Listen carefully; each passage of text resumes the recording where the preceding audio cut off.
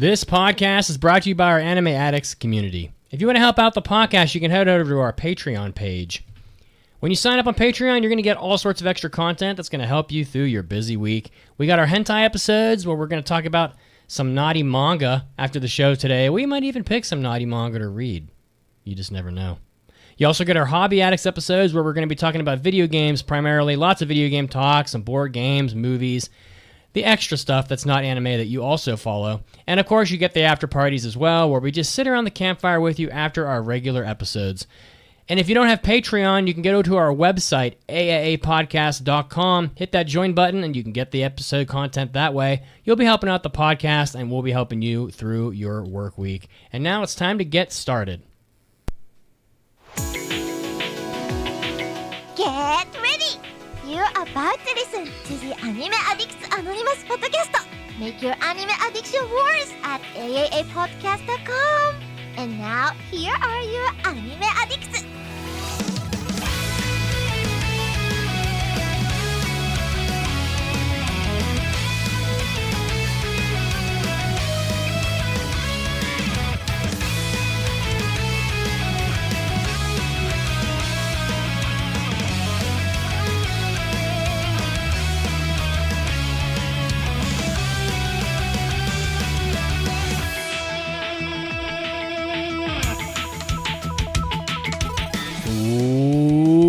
Welcome into episode 803 of the Anime Addicts Anonymous Podcast. The sole mission is to make your anime addiction worse.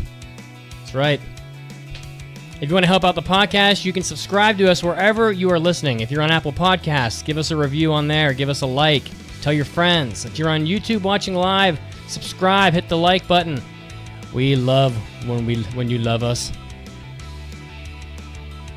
On the show today, we have a beautiful man. He can usually be found playing Pokemon. He's got a new haircut. He looks pretty good. His name's Andrew. What's up? Double the trouble, but never the problem. Here I am, folks. It's your boy, Andrew. We also have... You know what? We got Lady Emery on the show today. She's wearing the lumberjack plaid jacket thing. How are you doing? I'm good. I'm cold because it got cold here. As Andrew can attest, in the north, the snow has arrived. So we hunker down with our warm beverages and our candles, and then we hibernate. Are you going to build me a table? God, I don't know how to... I mean, if it's an IKEA table, I can do that. I love No, that's that not what I kind mean. of Are you going to go outside with a chainsaw and carve me a beaver out of a log? Only if I can, like, that shirt on? have the chainsaw coming out of my arms, my head, then I could do it. Yes, indeed. And we also have Pancake on the show today, who woke me up at 2 a.m. with jet lag and said, let's go to Waffle House. I was hungry. Oh my God. Because she's that big of a traitor. Your namesake. What happened? Where was I Waffle supposed to House? go? Waffle House? Really? I was hungry. There's no food in the house. What about fucking IHOP, huh? You were not going to drive me all the way to IHOP. Bullshit? Look, maybe Pancake just wanted to get into a fight. Yeah. Well, she ate that waffle gleefully. I want you all to know she's a big traitor. Yeah. Welcome to the show today, guys. We have a good one for you today. We are going to be talking about... We of course, have the big news, but we also have some talk of Chainsaw Man, the movie, because Pancake and I did see the movie, and I'd like to talk about it when it's still kind of timely. So we're going to talk about the Chainsaw Man movie and what our thoughts were about it. We also just got back from Japan, where I got gunkulated big time. So if you want to hear Mitsuki struggle to get through a podcast, you're in the right place. Because I am, as we speak, holding back the urge to just rip the loudest cough you've ever heard, and I'm just Snorking. We're dripping and snorking and hacking. Yeah, it's gonna be interesting. But we're gonna talk about Japan today. So it'll be a fun time, I promise. If you are planning on going to Japan, take some notes. It might be helpful for you. If you want to join the Discord, head over to our Discord, AAADiscord.com. You can join the Anime Club Wednesdays, every other Wednesday at 9 p.m. Eastern. They're going to be doing the next one on the 19th of November. They're going to watch Vivi, Fluorite Eyes Song, which we did cover on the podcast like, I don't know, 10 years ago or something. So definitely watch that. I remember watching that one. We have another round of impressions today from a dreadful fall. Have you ever Dreadful seen fall season. such a stinky, stinky season? Look, I don't want to bury the lead. I don't know why you guys are complaining. I have to watch more than half of these shows. Okay, I watched 2/3 of these shows on the impressions list because someone had to go to Japan. Ugh. Sorry. You should have come with. Yeah, you should have come with. Well, Could've yeah. run away. You're just mad. 'cause I you wasn't didn't- invited. You're just mad because you couldn't see my penis every night in the bathhouse. I mean, My that's- brother did. Yeah, Mitz. Obviously, you should know this by now. I'm so mad about that. We hit some good ones too. We'll get into that. On the impressions today, don't touch kote sashi. That's right. Or do touch. We're going to be passing that one. Tojima Tanzaburo wants to be a masked rider. We're going to talk about that. Let's Play, which sounds more like some shit people do Sexy. on Twitch. No, I was thinking like let's watch a Let's Play. Blah blah blah. Disney Twisted Wonderland the animation, which was the quickest trip to Dreamland I've ever experienced the other night. I fell asleep during this so quickly. I was like, Oh no. oh yeah, I was Save it like, for this section, oh sorry. Mitz. Talk about burying the spoiling lead. everything. We're talking about burying the lead. Talking about eating waffles at 2 a.m. when you're named Pancake. Embarrassing. Okay, you even paid for those waffles. I didn't want to be a cannibal. That's. Yeah, To be we were. All, fair, yeah, go ahead. You could have had crepes. Crepes. Well, I love no it one's- creepy. Nobody serves that because this is America. Well, Ouch. you're missing out. Yeah, well. SViz. Is that how you say that? SIVIS. The Sound of Heroes. It is. The Civiz. Close enough. This monster wants to eat me. Oh my. Booty. Eat the booty. All right. And finally, Dusk Beyond the End of the World. So, hey, before we get started today, I want to thank those of you that have followed us on Patreon. Revo Brown and Mitchell L. coming in big on Patreon. We do appreciate it. We love you long time. And if you want to help out the podcast like these two did, again, head over to the Patreon page and be a big fan. So, does anybody have anything before we launch into the big news? Nope. It's just nice to be podcasting with other people. Wow. As after- opposed to what? okay. Yeah. Podcasting by I'm yourself? joking.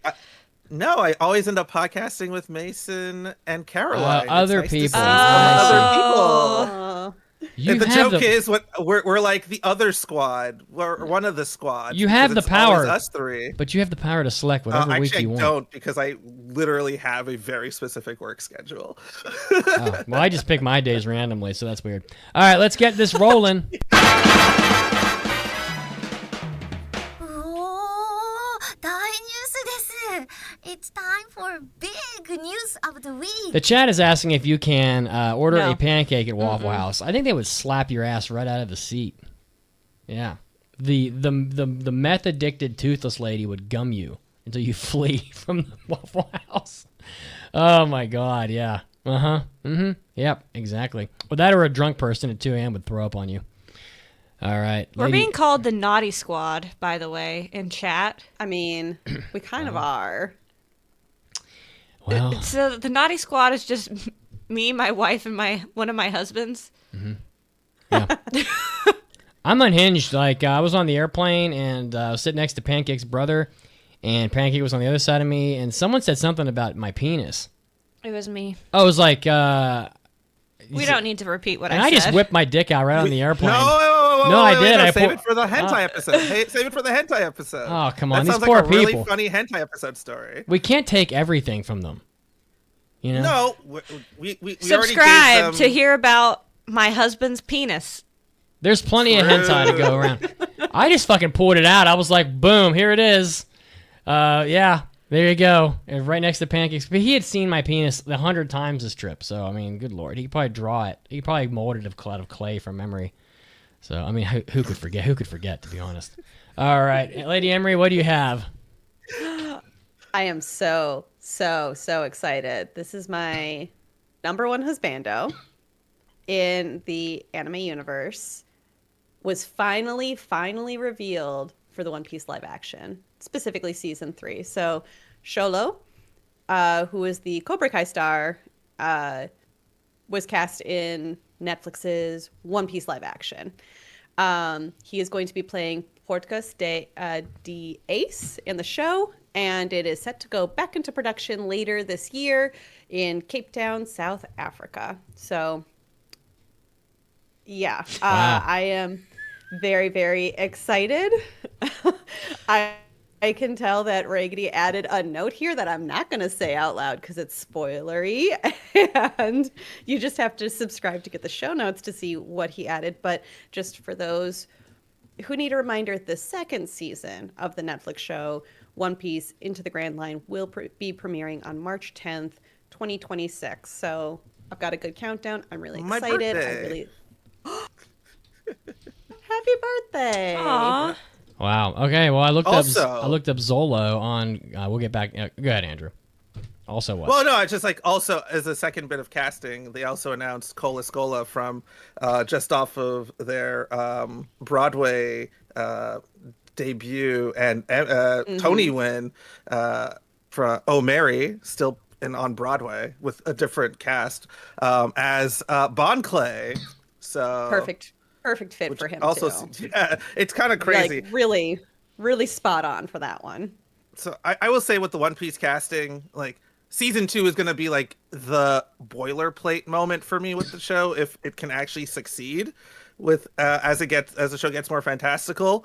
But the casting has been pretty on point so far. I'm not gonna lie, like I'm actually pretty excited by a lot of this casting. Well, Hopefully we'll get this before 2029. Well, I typed Zolo in because I'm like, who the fuck is that? That's not a name. That's a Mexican hairless dog. And it came up. Indeed. Mexican hairless dog, Zolo. Yeah, that's interesting. They're casting a Mexican hairless dog in the new in the live action One Piece. What is this? What is this person's real name? It is Xolo.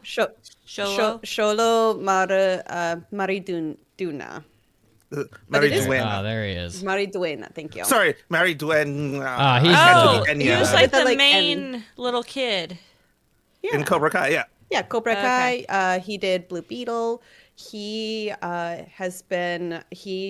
his own, I think, podcast related to just nerddom. So he himself is an anime fan, and Who he's isn't? done a bunch of interviews. I have predicted that it was him for at least a year because there was a leak, and he was suspiciously liking a lot of the One Piece live action release news. So this has been one that I've been waiting for, but I'm very happy. I'm happy it's him. I think he'll do a great job. Is Cobra Kai done now? I thought it had its final season. God, I was I- We like, either dropped it just had after it it or started it's getting going soon. silly. Oh, I fucking love when it got. Sorry. So you dropped it after like the Maybe last episode of season 1? No, I mean we dropped it after season 2. I think start of season 3. I saw part of season 3. Yeah. We were like, okay, this is enough. Anyway, So good. it's fine. The fact that it got silly is the best part about it. All right. Well, I don't have news. Andrew pulled a pancake and just showed up with nothing. Well, You announced the other person for the live piece. Yeah. I know had that's not news. my live news. action. I feel like that sort of news. counts. Oh, well, okay. So I do technically have news, but it's more Toku related. And so there's like 2 pieces of interesting Toku news that have literally happened in like the last week. Is that apparently Super Sentai is being canceled and being replaced by some detective show. But that's like weird and nebulous and kind of official and kind of out of nowhere. Like the signs weren't there. People have been saying Super Sentai has been dying for forever. And the other piece of news is that one of the actresses from the current season just got fired for underage drinking because she's 19 and the age of drinking is 20. And they take that more Oh my seriously than a lot of God. other things like, Rape? assault charges. you can't. or, Wait. You can't say that on YouTube. It's grape. Okay. Great. Yeah. You can't. You can't But say yeah, it. Yep. no, but like, assault charges and other kinds of like inappropriate things are okay, but underage drinking is a big no-no in Japan. And so yeah, and it's really crazy. Like when I say they took it seriously, they recorded some of these episodes ages ago, but they removed all of her scenes and from the intro for like this happened on like Saturday, and she was out of the episode on Sunday. They unpursed For a thing that was very quick. recorded months ago. Like, it's Holy. crazy. Okay, there's my Holy. news. Thank you. I like it. It's funny that Spicy. cultural note. It's funny that they take, first of all, I wasn't aware underage drinking was like, so heavily frowned upon in Japan or whatever, but I mean, not that it is like accepted in the US, it isn't. But in Japan, if you went to like 7-Eleven and said, "Yeah, I'm going to buy this like 750 milliliter bottle of whiskey from 7-Eleven," and you take it to the counter, all they literally make you do is push a button on the computer screen that says you're over 21. They don't card you. 20. Well, over 20, whatever. They don't card you. They don't give a shit. It's just like, it's very surprising. Having bought several strong zeros, which are pretty strong, at the 7-Elevens in Japan this last time, they barely care. That's the difference, though. You're out of vending machines on the street. Sure. Like, Yeah, they just don't. But that's the difference, right? It's like, in America, if all they did was make you push a button on a screen, you'd have teenagers buying like booze all over the place. So that can't happen. But in Japan, they're like, "Oh, we're just gonna follow the rules for no apparent reason," and then they don't even have to like care. It's crazy. So, anyway, Chainsaw Man movie, the Rize arc, actually pronounced Reize. You guys had me saying Rize the whole time because you guys talked about this the entire time we were in Japan. It's Reize. Yeah. So, Pancake, you're the big Chainsaw Man honk. What'd you think? Can you do this without spoilers? Honk, honk. Honk, honk. It's very good. Oh, come on. Proud of you. Is the art pretty? So the artwork is more similar to the manga, which I liked because we had a more realistic style in the first season of Chainsaw Man, and they've kind of switched to go more to the manga art style. It moves very well animated. I was kind of concerned about that. there are a couple spots where they just couldn't. There's a couple, Handle particularly with Beam. It looked a little rough, but Yeah, I think because he moves so quickly, it can look a little rough. I noted about 3 spots where I was like, wow, that animation just fell apart. Like, they basically just like dropped it to the keyframes and just gave up on the in-betweens. But for the most part, yeah, it looks really great. I overall thought the movie... Go ahead. Oh, I was going to say how the music was, because that was something I did appreciate about season 1. Oh my gosh, the music was fantastic, and there's a couple points after you've watched it, come back to me and I'm going to point out a couple scenes where they do just great clipping in of different genres, because there's this one scene in particular where it's a fight scene and it's got real serious music, and then it clips to like some really fun music because something happens, and then it clips back to fight music, and it is perfect. Wow, she did the kiss motion. Wow. Yeah, the music, the most noted song the piece of music that I heard in the movie was during the scene in the swimming pool. I thought that was a really beautiful piece. It fit the scene very perfectly. That was one of the best moments of the movie, I thought. This is very much like a people that have read the manga know, but it's very much a 2 halves movie where the first half is completely different than the second half, where the second half of the movie is pretty much a giant fight scene. In the first half of the movie gets a lot more into the characters and some romance and relationships and stuff like that. And they really capped off that first half of the movie with that scene, I thought. And they do telegraph. My biggest complaint with the movie, and honestly, there weren't that many complaints because I just like Chainsaw Man, I think, but is that they telegraph the outcome of the movie pretty heavily right around the middle. Like, I am usually oblivious as hell watching movies. Like, I can't predict what's gonna happen, and I'm always like shocked. I'm always surprised, like, oh, I didn't see it coming. And Pancake's like, really? Like, I saw that coming, 40 minutes ago. This time, this movie, it's so obvious, like, what's gonna happen because they put some stuff in there that I'm not gonna spoil. It's Fujimoto. But they just, if you're not a person that is like, oh, Fujimoto does this, like you say that it's Fujimoto, and I look at you like I don't know what the fuck you're talking about. Why don't you just look at anything else he's ever done, and it's just pain. 9 out of 10 people probably haven't, but when you put some shots in the movie that make it brutally obvious, like what the intentions of certain characters are and like what the outcome of the movie is going to be like, they definitely telegraphed it a little too heavily. But yeah, I don't know. I think I just like they definitely did way more destruction to Tokyo than they did in JJK's Shibuya. There's no doubt about that. We don't like Shibuya here. Yeah, Yep. well, it's still there. Although We saw it with our eyes. apparently they did some event though in Shibuya this last for Halloween, where people they Related put like to they put Jujutsu Kaisen? Didn't they have like Yeah. some barrier set up or something that you could walk through? Yeah, they had something set It was up. just Oh, that's kinda really, it was just really rainy, so we didn't go do it. it was And raining they've like hell, also they also walled off Hachi because of We'll get to all debauchery. that. But we'll Yeah, get to Japan that. is so pissed. The movie, I like Chainsaw Man a little better than some of the other modern shoujos or not shoujos. Jesus, I really am sick. Shonen shows. I think it's because Chainsaw Man just has a lot less going on, and it's a lot easier to wrap your hands around everything that's happening. And there's a lot like JJK has like Jesus. That last season had like 38 characters in it. Half of them had a backstory.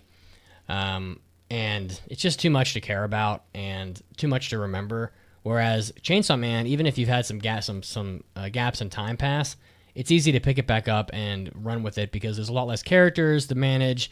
The story seems a little simpler. The superpowers seem a little simpler. And that's not to say it's not as good because in my opinion it doesn't have quite as much going on. I think that it's actually that's actually one of its strong points is that it's so appealing with such a smaller cast of characters. You don't have to handle so much bullshit while you're watching it. Like when I go back to JJK in like 2 years, whenever it comes out again, I'm not going to remember a fucking thing that happened. I'm not going to be able Coming to. out next year. And I'm not going to remember Oh, anything because No, there's especially just- because JJK is going to continue to release characters. I wonder God. how. Hearing the comment from you though, I kind of want to because Pancake and I are caught up with the manga. Mm-hmm. Do you think the pacing will be good for Mitsugi because there will be new characters being introduced? And there are, I wouldn't say a handful. Well, it's quite a bit that they do. I feel like it does a good job of giving them to you versus throwing a bunch at you. I feel like how Chainsaw Man is written versus how JJK is written. Chainsaw Man doesn't do a whole lot of the flashbacky, like heavy lore dumps, right. and there's none of like what was it the not the secret files lost. I can't remember what they're called in JJK. Oh yeah, they're looking. Yeah, I know what you're talking about. Where we had those 5 episodes, and it's like going way back At the start of and season 2, I which should have been a feel- movie. I still say that should have been a movie. It should have been a movie, and I just think how Chainsaw Man is very truncated and saying, this is what we're doing right now. This is what we're doing now. This is what we're doing now. It's easier to follow, especially for people that are waiting between, where JJK is like, oh, hey, by the way, now we're back here, and there's all these characters, and half of them are dead, but so here's some new ones, here you go. I think the thing that for me that makes Chainsaw Man work so well is because Chainsaw Man gave you a little bit of everything in this movie. They were like, here's your romance section. We're going to focus in on the characters, give you some more character development. And then, oh, by the way, I know you're here for the fighting, so now we're going to launch into this massive fight scene. And I also think it helps that Denji, at the core of Chainsaw Man, is the main character, where JJK forgets who the main character is quite frequently, because I don't know if you guys know this, but Gojo's not the main character. It was supposed to be Yuji Itadori. You remember him? The problem with JJK is that you'll be having a fight scene, and then they'll be like, oh, just kidding, we're going to like cut away for 10 minutes and show you some shit that no one gives a fuck about. Well, and they it's have- like, oh, what was happening before? I can't even remember. And then they go back to the fighting, and they're back to a flashback. And I don't want to be interrupted, and it's just too much bouncing around. Chainsaw Man doesn't seem to do that. And It's they just have not multiple scripted fights the going same on way. at one time in JJK, which I think is also hard to follow. Yeah, But it's fine. Chainsaw Man, I think that's why you like it better. I like both, so I'm not shitting on JJK. I like both for different reasons. I I like Chainsaw Man a little bit more, I think. And I think that's just because I like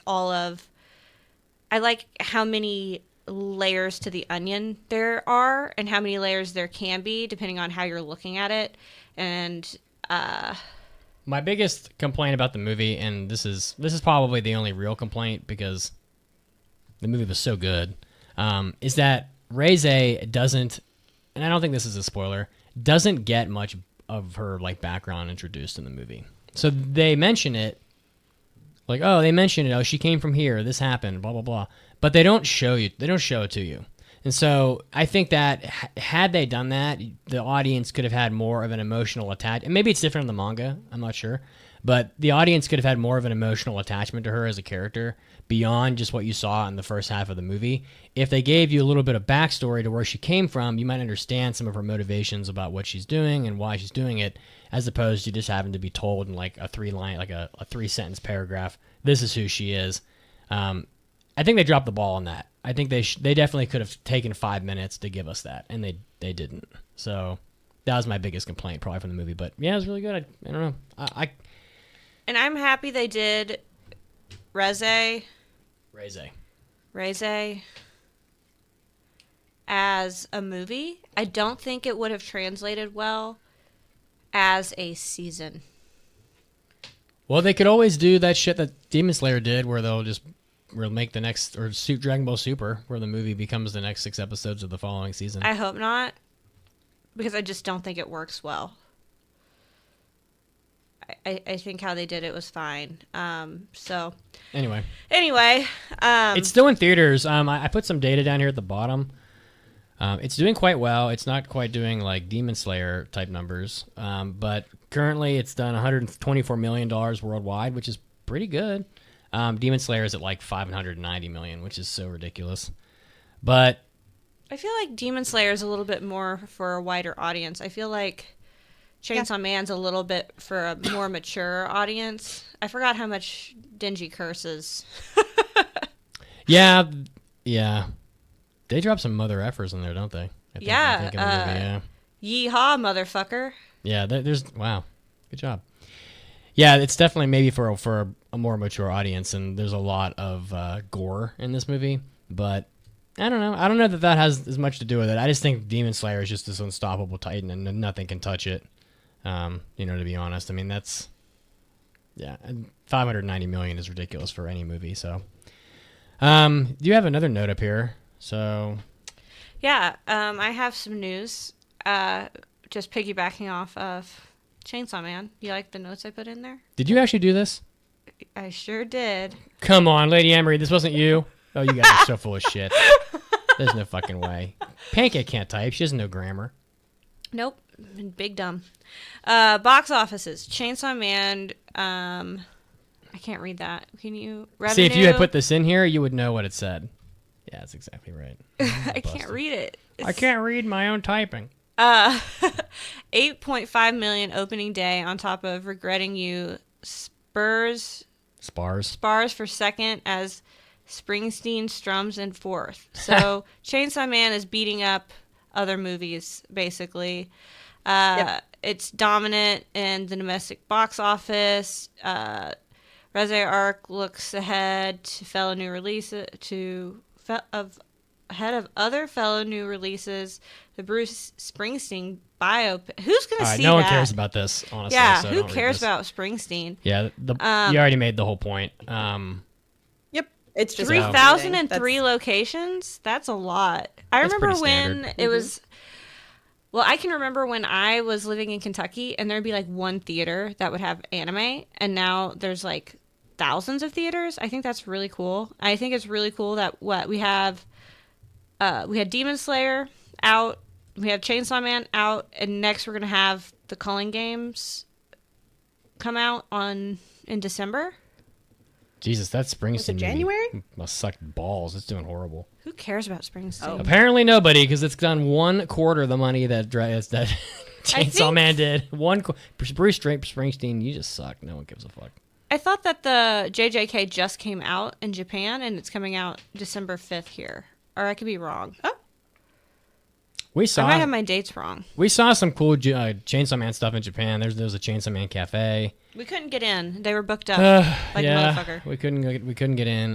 But my brother did get a photo with the sign. Yeah, and they had it in the theater there, but we didn't go see it while we were there. But yeah, pretty interesting stuff. So I definitely recommend it if you haven't seen the Chainsaw Man movie. Yes, the movie does cost a little more for whatever reason to see, but it's definitely worth it. It was really good. So, Pancake, you are right. They're going to do an upcoming movie to give you an early taste of the new season on December 5th. And then on January 8th of 2026, they'll do the full release. Well, not the full release, but the usual Crunchyroll release. Jesus. I told Mitsuki that we're going to have to go back and rewatch JJK, and I think how I'm going to do it God. is I'm going to have... Carefully. Well, not only that, but I think I'm going to have, like, the flashback stuff. I'm going to show that to him first and, like, kind of chop it up. Maybe I just don't care. Why don't you just watch a recap video? Like, find I a good just- recap video. That's It's what I like- did for Kingdom Hearts when the third one came out. I mean, I'm kind of there. I'm kind of a little with Andrew. I mean, like, I don't want to talk shit on JJK too much because people like it, but it's like there's so many. And correct me if I'm wrong. There's just like so many villains that get a backstory in that second season that I watched. That it's like, let me pretend like we were in Dragon Ball Z and Vegeta and Goku's fighting Birder of the Ginyu Force, and they're like, we're gonna take time to give you Birder's backstory. Like, I promise, I don't fucking care.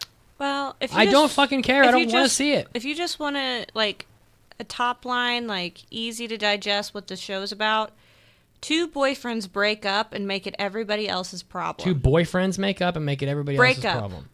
And make it Yeah, that's- everybody else's problem. I don't recall that at all from that show. Well, That's literally that's the plot. first 5 episodes of the second Well, season. If the first 5 episodes hadn't come out 7 years ago, maybe I'd remember. See, that's the problem. I'm gonna keep saying it until you're all. We love beating a dead horse. Do not expect me to give a fuck 7 years later. I am not gonna remember. Who the hell could remember? I've watched 300 anime since then. I'm supposed to recall the details of Jujutsu Kaisen from 7 years ago. I'm just saying. God you damn can't it. have two beta fish. When did that shit come out? You For can't have fucking two first male one? beta fish in one tank, okay? It doesn't work.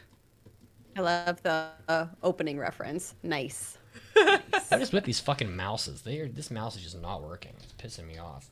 Jujutsu Kaisen came out in 2020.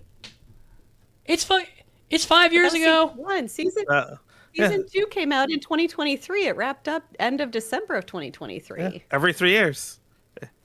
Yeah, but it's like at this rate we're going to be JJK is probably slower than it's going to be slower than Attack on Titan by the time it's done. Like I have to. Well, think I think what they're doing is what they did with like Attack on Titan, where essentially because I think JJK is done now, if I'm not mistaken. Yes. So like Yep. now I think we might be getting a season basically every year, ideally to finish it off. Though when Attack on Titan was Attack on Titan's a whole other beast. But it's that problem where something's way more popular than it needed to be, and they're like, and so they're like, we don't have anything planned for like 3 or 4 years, and then they do everything. Look at Shield Hero. How many seasons came out after like the second one? I think. Sorry, Pancake. No, I think what they're doing is they're gonna do a switch off between JJK and Chainsaw Man from what I saw. So I think it's gonna go like back and forth, back and forth. I saw something about that. That makes sense. I'm just frustrated by all this. It's like I don't know. Maybe we're off topic, but it's like I think it's relevant. maybe we just don't use the same fucking studio for everything, and then you can just have it every year. I don't want to wait. I don't want it every other year. I mean, I'll give a damn in another year. I may be dead in another year. I mean, I've already waited. What, the average human lives like 77 years in the United States. I've already waited 5 years since season 1 of JJK, so I've waited like 8% of my life since the first season came out. Like, I'm sorry. Like, you expect me to wait another 5 years? You can just like, suck on a big one. Like, I just don't. I'm not gonna wait that long. I don't want to wait 10 years in between Persona games either. And why did I have to wait 15 years in between GTAs? It's ridiculous. They pushed that back out. Well, in GTA, I get it. Like you're creating a whole world inside of a game. That is probably 100 times as much work as making season 3 of JJK.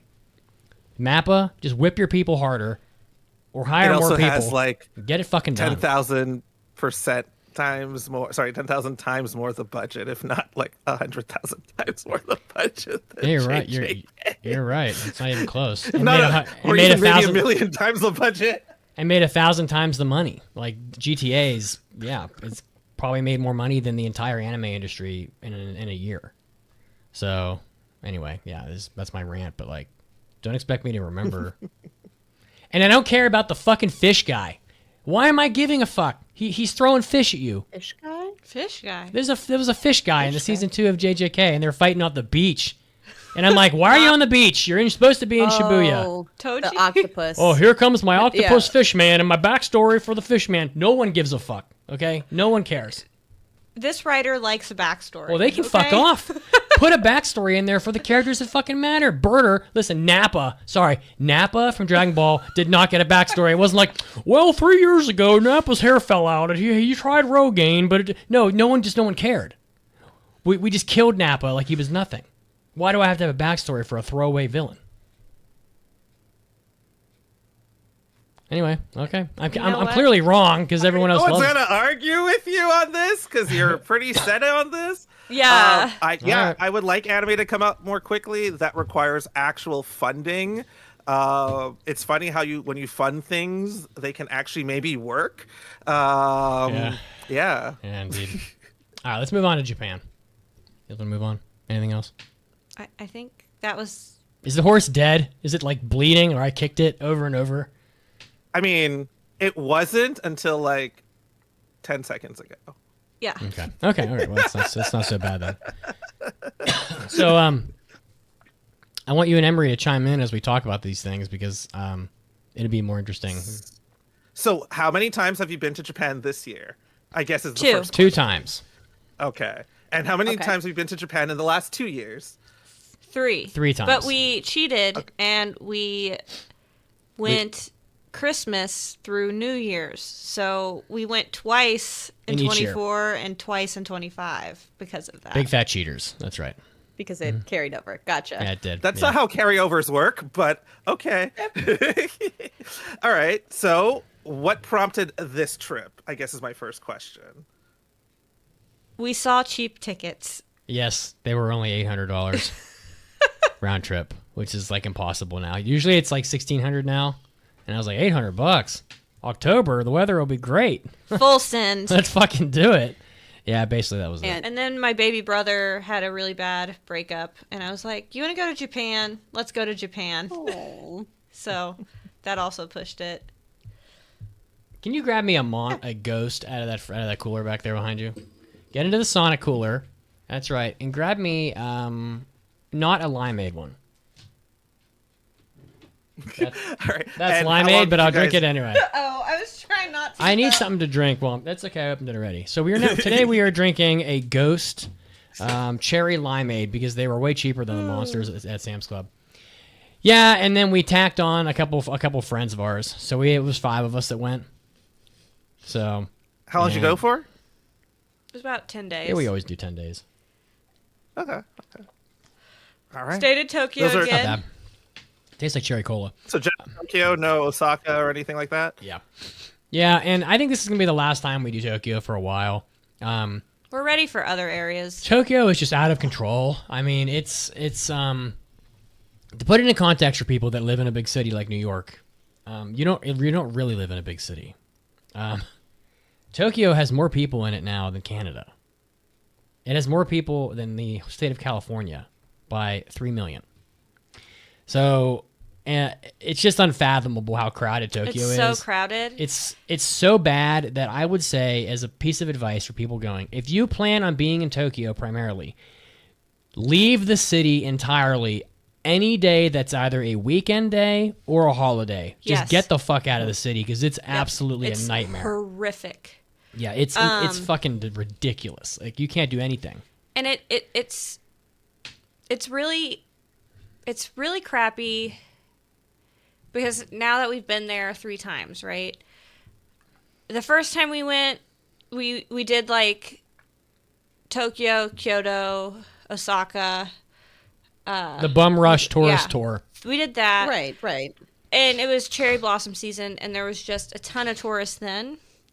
The second time we went, there was a bunch of tourists, but this time, I don't think we saw that many Japanese people. And when we did, you could really physically see how irritated they were. Well, I kind of don't agree with you. I mean, I thought that the first trip we did was the worst for the tourists because it was cherry blossom season. That's what I was saying, the cherry blossom season. But this one was worse than the last one we went to. They are irritated by us. This is the first time I've seen ever graffiti. Yeah, on there's things graffiti now in Tokyo.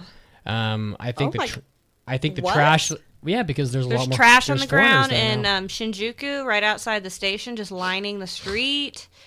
Japan is fed up, and honestly, like, I've never received so many dirty looks in like the bathhouses as I have this time. I mean, I almost got stared out of the last one we went to. I mean, it was pretty rough. Like, you walk through and they look at you like, why the fuck are you in my country?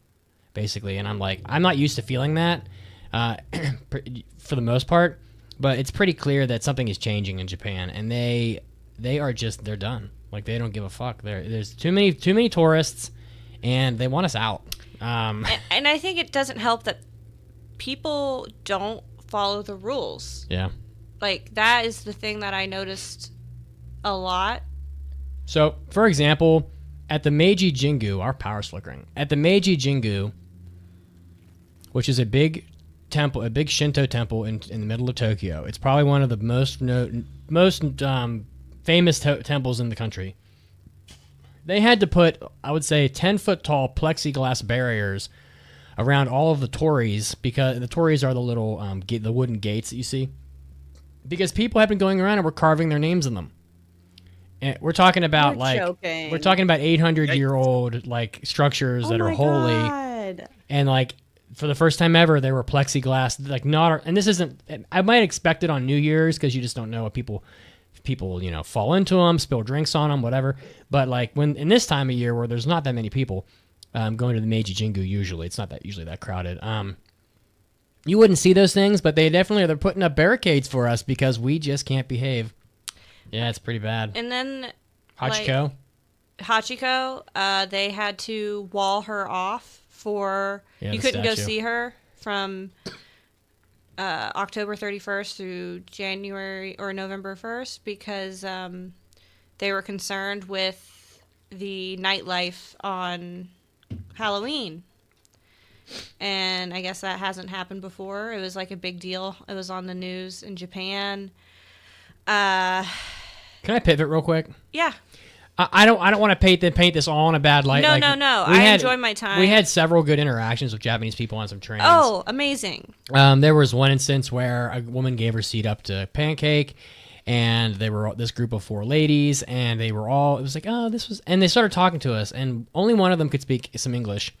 And my Japanese was returning very rapidly on this trip. And I was very impressed with myself. And we were talking to them in both languages. And, we just had this really lovely conversation. And they were telling us about these temples where they're having an event for like upcoming families. And they were talking about how this was the first time that the 4 of them had been together in like 10 years because one of them lives in Okinawa. And some Japanese people are just so happy when you follow the rules. If you give up your seat to a Japanese old lady on a train, you are going to be so touched by the reaction you get because they expect nothing out of you. And when you act like they're supposed to act, and even a little more so because Japanese people don't follow the rules either half the time on the trains with the seating. I think they partly just because fucking it's love so it. crowded in Tokyo. You as a traveler to Japan can repair the reputation of foreigners in the country by not only following the rules, but going above and beyond the rules that they set in place that even other Japanese people don't follow. Yeah. Wait at the crosswalks before you go. Don't eat and walk. Don't be loud on the trains. Don't play music out loud. How about we don't be quiet in wear restaurants? Don't wear booty shorts to shrines and temples. Did you see booty shorts at the temples? Yes. That's so funny. Don't have your tits completely out at the temples. How about we don't bring food and drink into the temples? All right, I want to move on. But yeah, we had really good interactions on the way back from Kamakura. Was when that happened. I wasn't looking for a seat, but this lady, she insisted because she's like, "Oh my God, you're pregnant. Sit down, please." And I was like, "I'm fine," but she was like, "Please," and I was like, "Okay, I've refused twice. Now I can sit." Can you guys believe I'm gonna be a father? How terrifying is that? My poor son. You'll be fine. I'm I think you'll be fine, yeah. So unhinged. So, Anyway. what were the top 3 things you guys ate while on the trip? Yeah. So we had an unbelievable sushi dinner that Not me. Pancake came with me and her brother, but couldn't really partake in anything. And when we got, so there's this really great sushi place in Shinjuku that Pancake and I went the first time, and we just think like it's right by Shinjuku Station. It's like a 30-second walk from the station, and we know that it's good, so why gamble with anywhere else? Like, whatever. And I go in there this time, and it was pretty crowded in there, actually. It was pretty much most of the tables were full, and it's not a big place. It's got maybe 6 tables. That's it. And I asked them, I said, what sake do you recommend? And they're like, oh, well, here's the 4 ones recommend. So I picked the one that was second from the top, and oh my God, like, they come out, the bottle's massive. They have these half-gallon bottles of sake. They're like 2 feet long. And the guy's pouring it, and and they fill the little wooden box up. So they put the shot glass, it's like a 3-height shot glass, and they stick that inside of a wooden lacquer box, and they fill the shot glass up, and it overflows into the box, and then you drink the box and the shot glass. I would say a pour of sake is probably about 4 to 5 shots of volume. Maybe it's 5 ounces. And it was chilled, and it was the finest fucking sake I've ever had. I took a picture of the menu. I'm going to buy a bottle because holy shit. Like, it was absolutely phenomenal. Me and her brother got 3 pours each, which really started to rack the bill up pretty fast. And we had a sushi dinner that consisted of almost entirely fatty tuna. We just went full send. Yum. Full send. Where the food, tuna, you see a block of tuna, and sometimes it's really deep red, right? It's like, it looks real red. Well, this tuna was like palish pink because there was so much fat in it that it's like eating a piece of butter. I would say that it's comparable to eating a fine steak. And oh man, I feel so bad for poor Pancake. Did you even get to try it? I didn't have the fatty. I got 1 piece of raw fish because I was being brave. But I had grilled scallops. I had boiled shrimp. Oh man. And then I had a pickled radish roll. But I understand that. Like, you and I talked about this of when you're pregnant, there are just so many rules and so many things where it's like, I'm sure in Japan it would be okay to like... You're afraid to step a toe out of line. Right. Because obviously in Japan, women who are pregnant there eat sushi, they eat fish. It's probably better cared for and taken care of. But you don't want to be the 1%. You don't want to be that 1%. Food poisoning. It's like, I've never gotten food poisoning from sushi in my life, but I'm like paranoid. And that 1 piece of fish I had was the best thing ever. It melted in my mouth. It was like an episode on that Food Wars anime is what happened in my brain, okay? When they take a bite and it's just like sexual experience.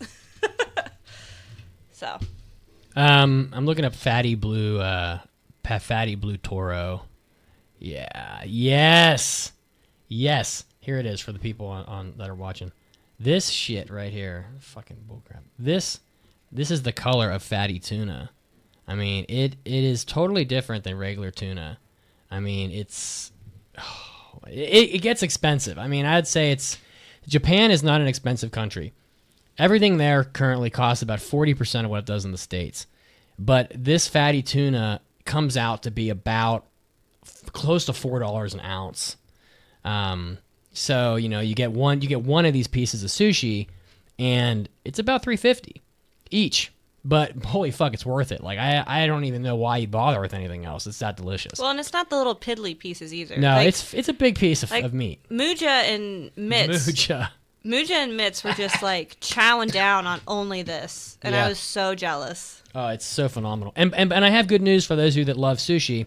The bluefin tuna, they call it toro, is no longer endangered. It has rebounded from being endangered. It's now not even. It's not. That's awesome. It's no longer considered like at risk or whatever. More things that were good. Your brother was obsessed with the fucking Glico bars. Fucking Glico bars. Let me What see is them a look- Glico bar? I'm gonna pull it up here. Exactly. What is a What is a Glico Gle- bar? Yeah, what is so it? when you go to a Cento, So not Pocky. not Pocky, a Okay. Glico ice cream bar, and they'll have these ice cream vending machines in Centos and in the train stations. And it's basically a waffle cone ice cream bar. So the waffle cone's on the outside. Then it has a layer of chocolate and nuts, and then vanilla ice cream inside. He ate. Trying to find a picture. He found them like halfway through the trip. From that day forward, he had at least 2 of them. I mean, he probably Is ate this like your 30. milk tea obsession? This is his version. He was gleeking out, is what we started calling it. I'm trying to find it. I'm just not doing. I'm not getting much. You got to luck here. type in like waffle cone. There it is, right there. Okay, I found it. Yep. I'll bring it up here. So I gotta All fix. right, let's see what this I gotta is. fix this. This image here is not. Yeah. So basically, like, it's. Let me open the website up. Where are you? Where Da-da-da-da. are you? Yeah, there's the 17 machine. So the ice cream machine. That's where you can get it at. And so they come in these boxes. And where the fuck is it? This person like bought every single dessert there was in the whole country. There These it is. things right here. Right there. Yeah. Oh, Yeah, okay. so it's like an inside-out ice cream cone. So they have like chocolate, and it comes in a little box, and it has like vanilla ice cream in it, and they have like peanut butter or whatever. And then, but the cone is on the outside, so it's not messy. And there's a couple competing brands of this. I like the other one better. I like this one. It has smaller little like square shapes, so you can bite off little squares. But yeah, I mean, he fucking ate probably 30 of these. I mean, we're talking about a skinny ass 25-year-old that like will never He's gain 26. weight. Whatever, that'll never gain weight. So You also were Well, walking that every just single happens day. at 30. yeah, we walked 25,000 steps or so a day. You know, credit to Pancake being an absolute beast. Only, yeah, only Andrew. No, for he just- Pancake, that's impressive because, the whole thing. But, like, I feel like you would walk. I remember walking like 30, 40K steps, it felt like in Japan because there's so much walking. Yeah, we did a lot of walking, but the only problem I ran into is all the walking made my hands swell. Oh, quite Hands, so. not feet. I was wearing Interesting. I was good about wearing my compression socks, but my hands would swell, and I couldn't fit Oh. my rings while I was there. Like throughout the day, I would just end up taking them off. I haven't really put them back on since we've been home, but my hands aren't swelling anymore. So I'm gonna take that as a good sign. Andrew asked for 3 food items. The third item's not really so much food, but we did the Koopy Mayo factory tour. That was awesome. Oh my god! Yeah. Did you bring And it's home free. so much mayo? Yes. We you have bring 3 home- bottles. Yeah, and they I have. love Kewpie mayo. there's Tell like me 8 everything. So there's like 8 different types. So they start off. First of all, the facility's immaculately clean. I mean, it is, even the lobby. Like I would just, you could just give me a bowl of curry, I'll pour it on the floor and lick it off. Like that's how clean it was. But they start you off with like this kitchen. They take you to this kitchen, and it's got all these tables, and it is absolutely like, I don't even, the holiest, the Buddha could have eaten in this kitchen. It was so fucking clean. You sit down, and they give you these little cups of cucumber, and there's like 6 bottles of different Koopy mayo on the table, and they introduce them to you, and then you get to taste test all the mayo right off the bat.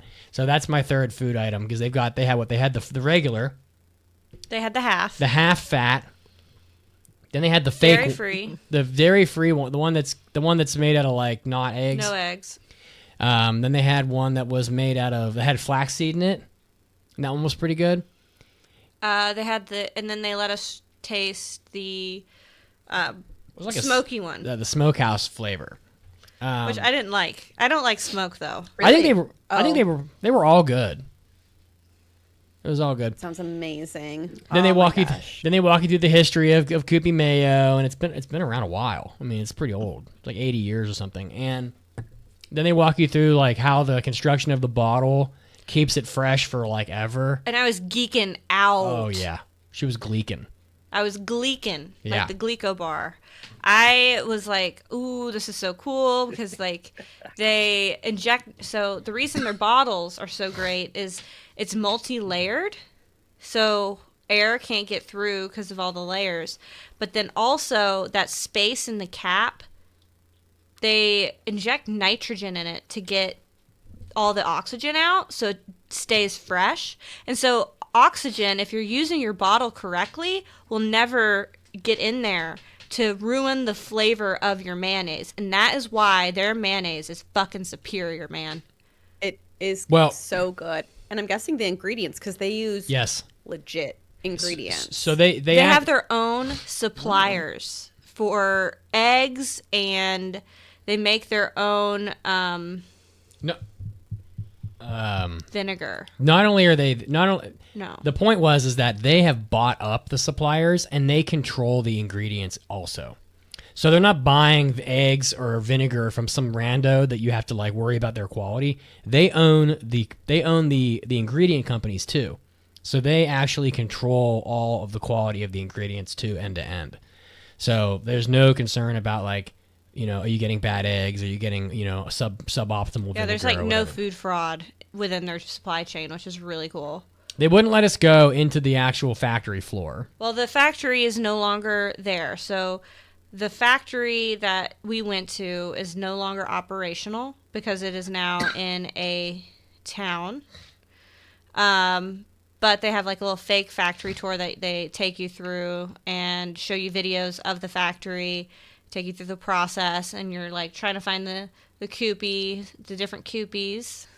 Yeah, the little babies hiding out in the different rooms. And then, go ahead. Was this tour in English? Yes. Or like specifically like it's an English bracket, or Yeah. is this like this was like an English time stamp, or was it one of those things where like you have like an ear or a headpiece and it's No, like it was being a translated to you? English timestamp. Okay. I feel like this tour was like a combination of all things pancake. It combines like your background, like your love of food, your Yep. love of Japan, on top of just the work you do.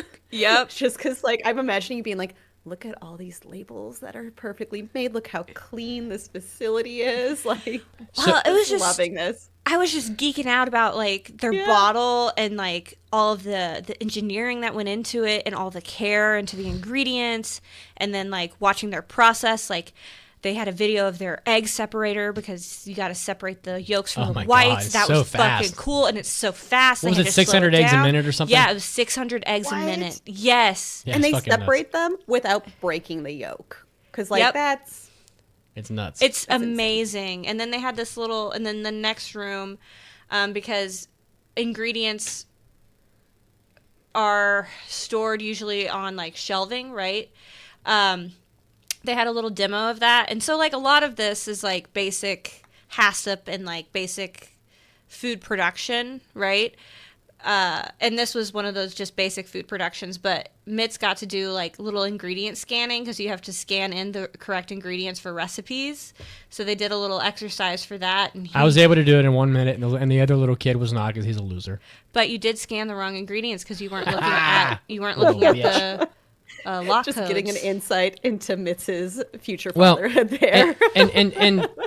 And to me, the tour was great because, and then we'll move on here in a second, but the tour was great because it was free. Yeah, it's free, and they give you And they give a you free shit. bottle of mayo. They give you shit. Yep. And it's long. It's about Oh an my hour. God. So it's a whole hour. It's in English. Not that hard to get to. They give you shit for free, and you don't pay for it. It's fucking nuts. Like, I was like, what? You give me free shit? I don't even pay for it? Everybody got a free bottle of mayo. I won't buy it, but I think the thing is after you go to that tour, you can't buy any other brand of mayo. They've made me a customer for life. Well, it's the best. Yeah. It is the best anyway. Like I don't buy any other mayo Now, anyway. you'd be insane to buy like Hellman's or something. Like, what the fuck? Well, I mean, Yeah. it's not. it's an inferior product, just let alone with their container. Moving on. Anyway, sorry. So, as someone who's never had QP mayo. What the fuck? Wow. Oh is my that for god, real? Andrew. All right, that's my statement. I'm done. We can move on. Now you've done it. Oh my Now God. You've done it. This is your failure, wife. You have never given me QP mayo. Do we have mail his you so address much? in Yeah, our we need to mail Amazon? him. Oh, you want to send him some mayo? I'm doing it right now. Like Oh, a she'll box, send you mayo. like a box Yeah. of mayo. If you, just send your address to Pancake. She'll mail you some mayo. It's okay. I'll go find some. I promise. At some point, once I'd the like to strike is request- over. I'm doing this right now. I'd like to request a bonus food story. Do you guys feel like you want to share the banana peel story for the class? Oh, Banana Man. Muja Man being a Banana Man. At the end, we'll share it. Yeah. Okay, that's So- fine. I just want to put it out there. Couple nerdy comments. I still think Ikebukuro is being outdone is outdoing Akiba. We barely went to Akiba. I was so uninterested. I don't think it's. We took I just don't think Muja it's there yeah. just because he's never been. The foot traffic in Ikebukuro, on the way to Sunshine City Mall, is bigger. That mall is insane. I mean, it is. Holy fuck! I mean, you have to wait 20 minutes. You have to wait an extended duration of time in a crowd that looks like you're in Times Square for New Year's to even enter the mall. Oh no, that's so unfortunate. That's In how- 2017, that mall was empty. Well, it's not empty there's now. lots of It's stuff, packed but it as was shit. empty. It's fucking That's packed. unfortunate. And the road to Sunshine City is just absolutely packed. I mean, if you go there on a Saturday, Ikebukuro must have 3 million people in it. I mean, it's almost unusable. It's so crowded. On a weekday, it's good, but Akiba is just, man, it's getting some serious competition from Ikebukuro. I don't even know if it can keep up at this point. Remind me, is Sunshine City where you bought Miffy. pancakes last suit? Yeah. And okay. another Thank suitcase you. as well. Another Miffy. I a have second. two of She has them two now. of them now. Yeah. I have a big one and a little one. There's They're for so people. cute. I don't want. I don't want people to miss out on this. In Shibuya, there's a big mall that's got 6 floors. It's easy to get to. There is a Sega store. It's like one of the only Sega stores in Japan. Next to it is a Capcom store, which might be the only. There's 2 of those. There's one in Ikebukuro as well. There's a Pokemon store. There's a Nintendo store, a JoJo's Bizarre Adventure store, and a Godzilla store, all in the same floor. The whole floor of the mall is just these nerdy shops.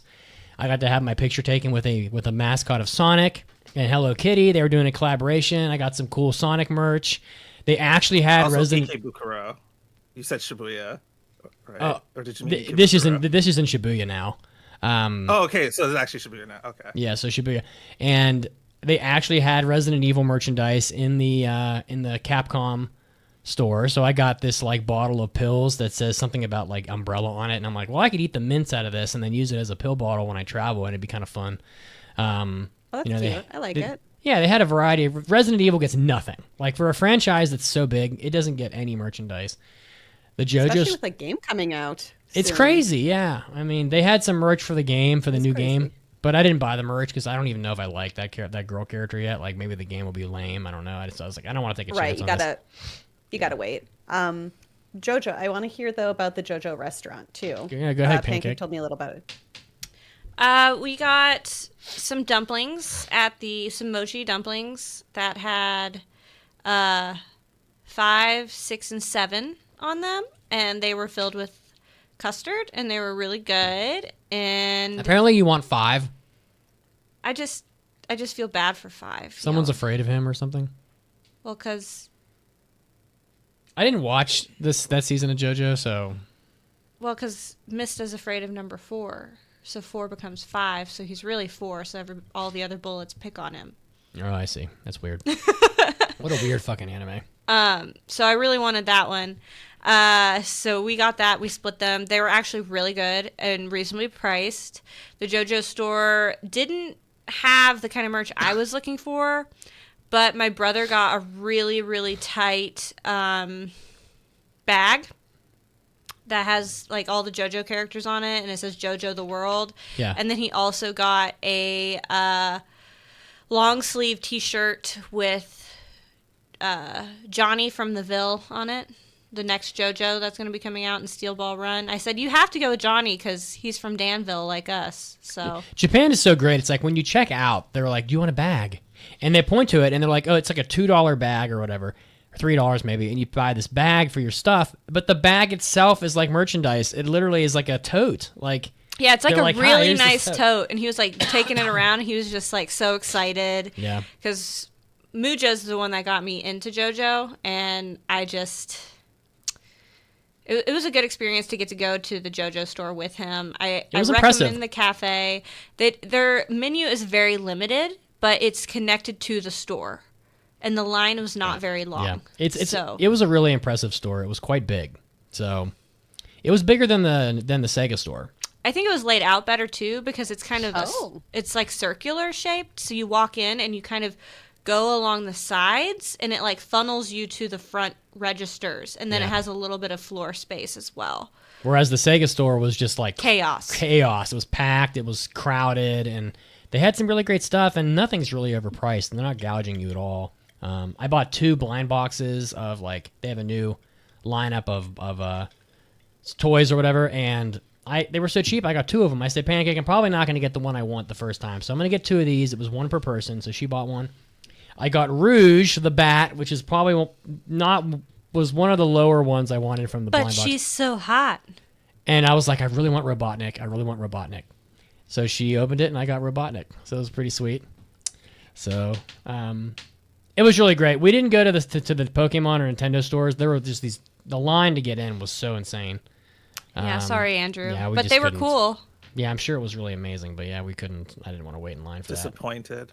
I know. But my friends made it in, and they got pictures of like Mewtwo and all like in the tube and all of that. It was just the line to check out or do anything in there was absolutely bananas. Real quick, I just want to run through some other things real quick because we're getting short on time. Okay.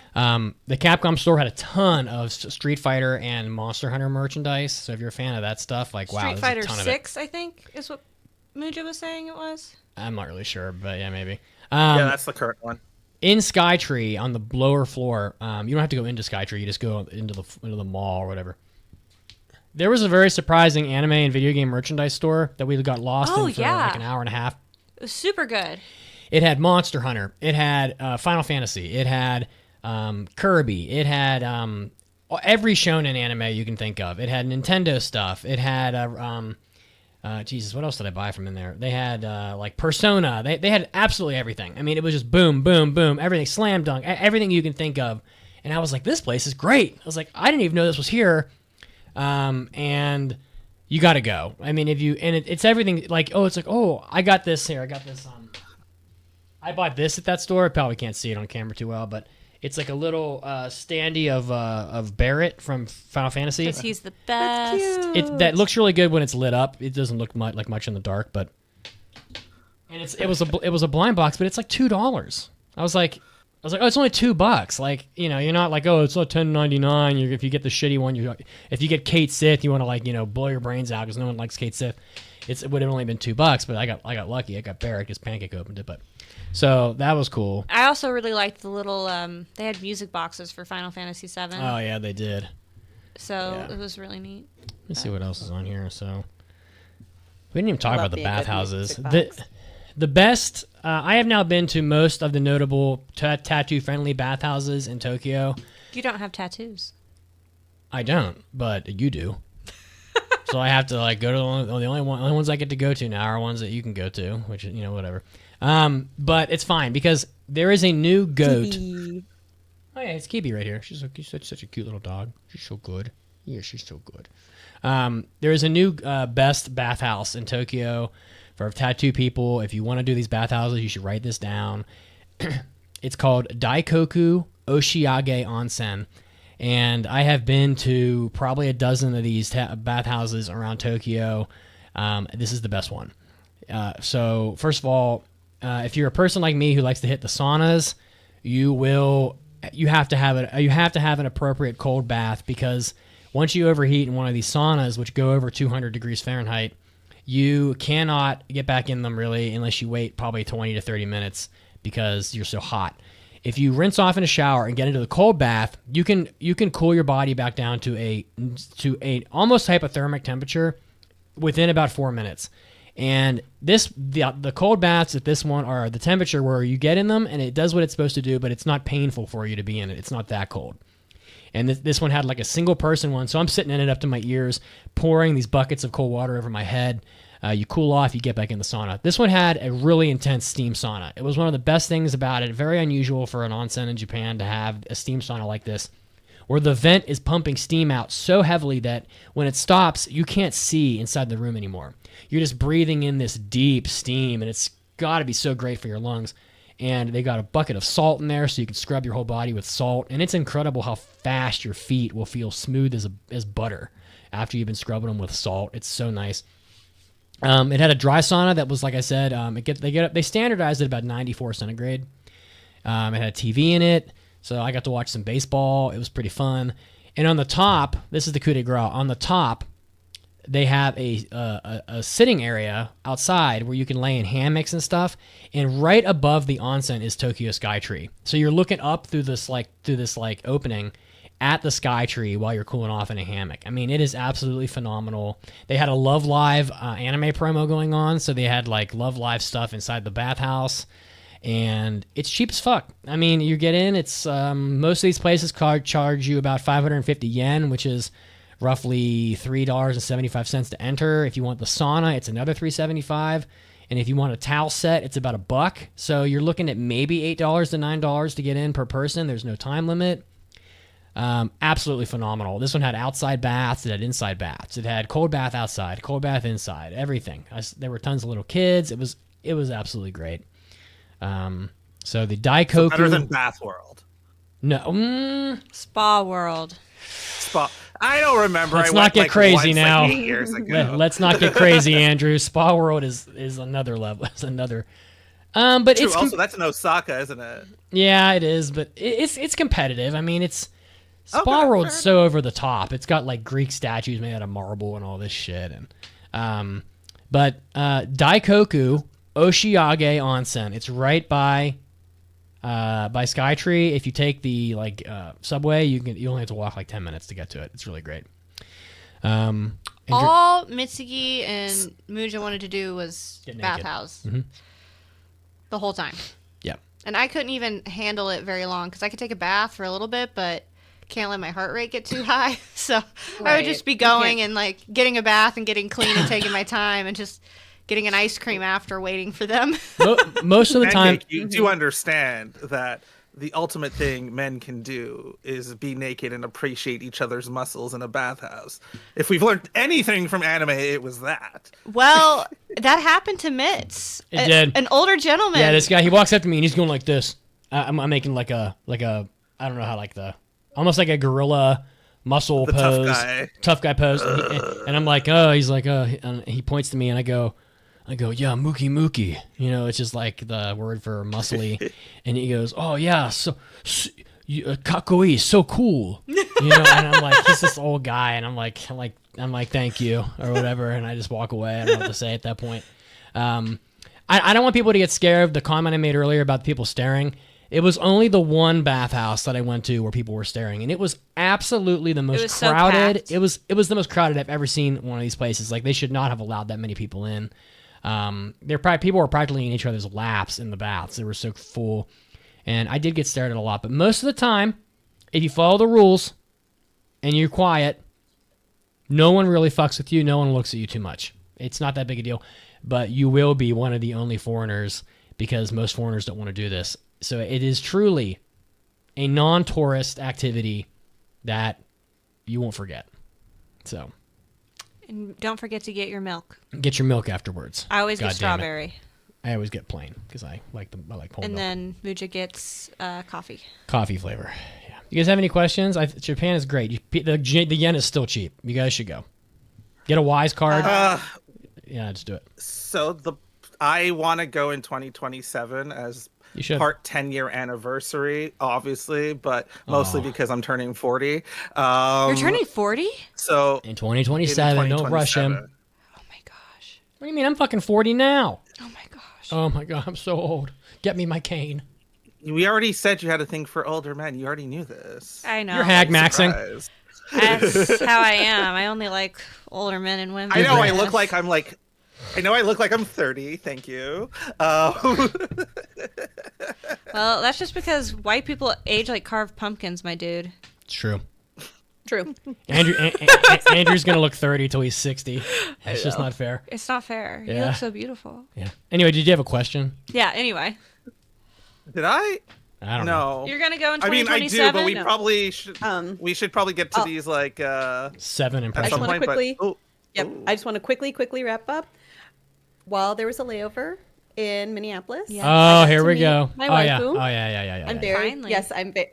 I'm very happy. We had just a very good time walking and talking. That's what to the point where I had a very sore throat at the end. Yeah, Wow. we yapped a lot because I couldn't really do a whole lot. Like, I wasn't hungry because they fed us on the plane, and we don't have a whole lot of room to eat. So we split some pretzels and got some lemonade and yapped. I couldn't do the rides at Mall of America right now anyway. So, but next time, But yes, but there is a banana peel story that I did request. Yes. Oh my Banana god. peel. Okay. to lead us into the news break, tell us about Muja Yes.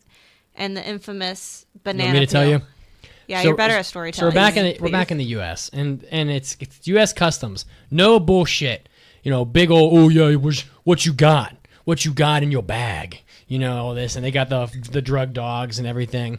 And my sweet little Ducks with brother. jobs. Wait a second. Am I telling the story or are you telling Go the ahead. story? Okay, thank you.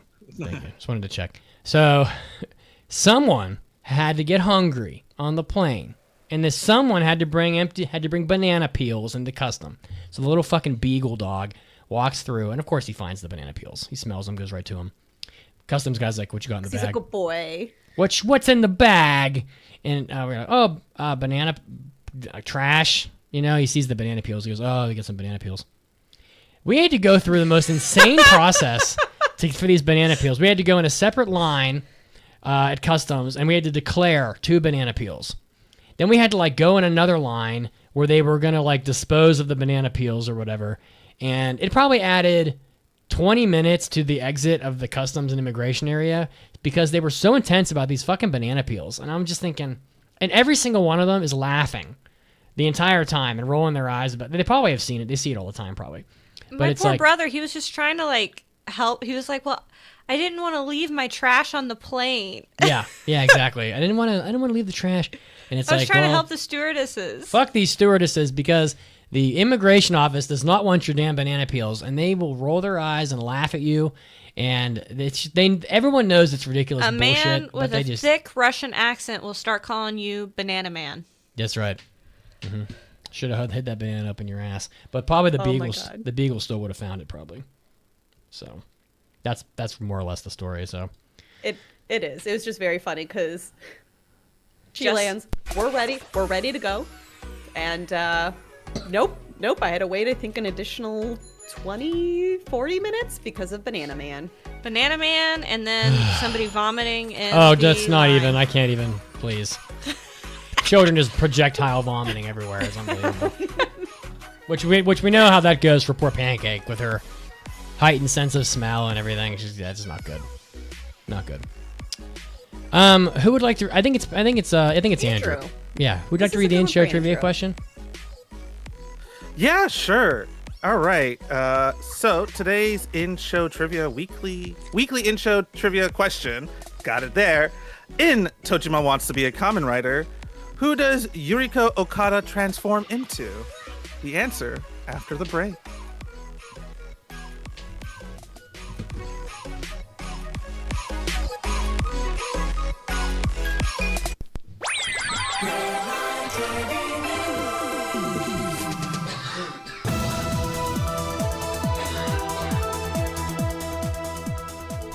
Hey, Anime Addicts, Mitsugi is here, and let's see what the anime news has for you today.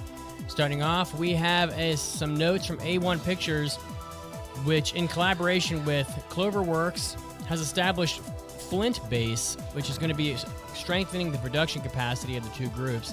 They're both subsidiaries of Aniplex under Sony Group, and they have announced this Flint Base, a new animation studio set to open in April. It's designed as an entry point for aspiring animators. The studio addresses one of the industry's most persistent challenges, which is a growing demand for skilled artists amid limited training capacity. So, as we all know, there's a lot of anime coming out every season, and there is just simply not enough talent to keep up with all the hard work. And so Flint Base is aiming to help to cultivate some of that talent to fill in the gaps where more talent is needed. So we'll have to see what comes out of this in the future. Will it be just more production capacity for A1 Pictures and Cloverworks? I have to imagine, as well as other Sony properties, but it still should be helpful for the industry. Next up in the news, a new anime announcement, an original anime, Cho Kaguya Hime, subtitled in English as Cosmic Kaguya Hime. That is, it appears to be the Kaguya Hime of Legend with some twists added to it. From director Shingo Yamashita of Jujutsu Kaisen and the opening director of Chainsaw Man. So some pretty decent talent here from Studio Colorido. So interesting with the word color. Remind me of Colorado, honestly. Synopsis: Cho Kaguya Hime reimagines Japan's oldest folktale with a modern touch by integrating music, fantasy, and contemporary animation. This also marks the first fully directorial work of a full-length feature by Shingo Yamashita. So we will have to see how he does as he works through this. Next up, another light novel with an incredibly stupid title. The fish I missed was big, but I caught another fish that was also too big. What in the name of God is happening in anime? I don't understand. From director Akira Oguro of Ars no Kyoju.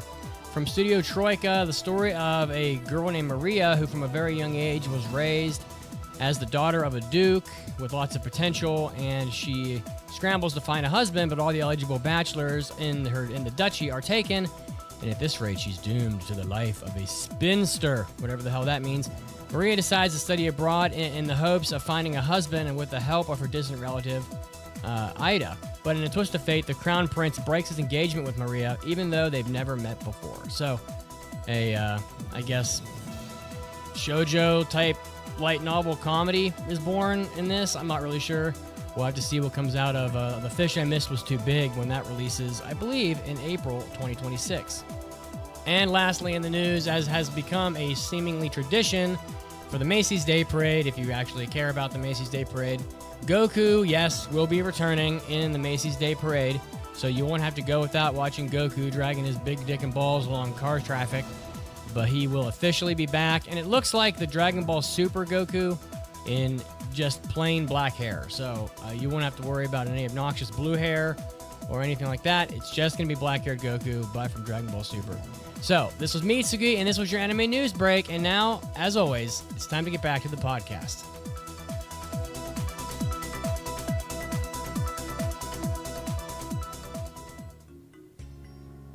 Hey, Anime Addicts. Well, I bring this message to you every week, but the podcast does need your support.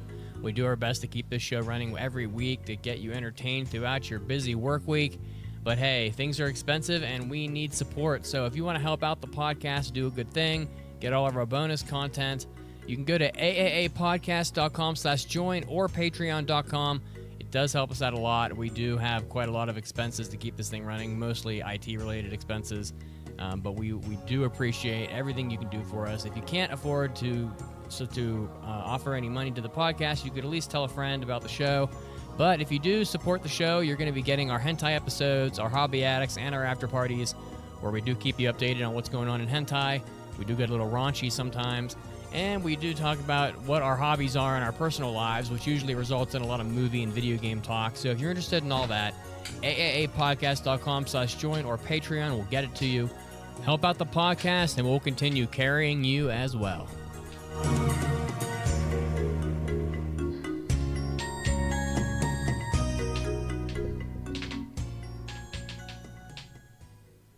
And now, great moments in Anime Addicts Anonymous history. When I was growing up, I grew up in like West Virginia in the mountains, and we would spend most of our free time hiking and like finding dead deer skeletons and all this crazy shit that like kids do in the woods, right? Wait, what about the anime cliche of a pile of porn? Cue Kazuo talking about like the porn mags and there's always a sofa in the woods somewhere, and there's always porn magazines under the cushion. It's such like they're like shamefully hiding in the woods, like rubbing one out on like a bench somewhere in the woods. This is Caroline's fault, Mason. I see you shaking your head no, but Okay, I just said porn. I did not get graphic with well, it. you know, You know where Mitz's head is at. You knew he was gonna take this. He's is so very, loopy. His inhibitions are at an all-time low. porn magazines only have one use in this world, and it's not like reading material. Okay, This is a very adult episode. I didn't say that you whip your stuff out and start going to town on it. Well, now you are. I did, but I censored myself. Okay. Welcome back to the podcast. We had an intro trivia question.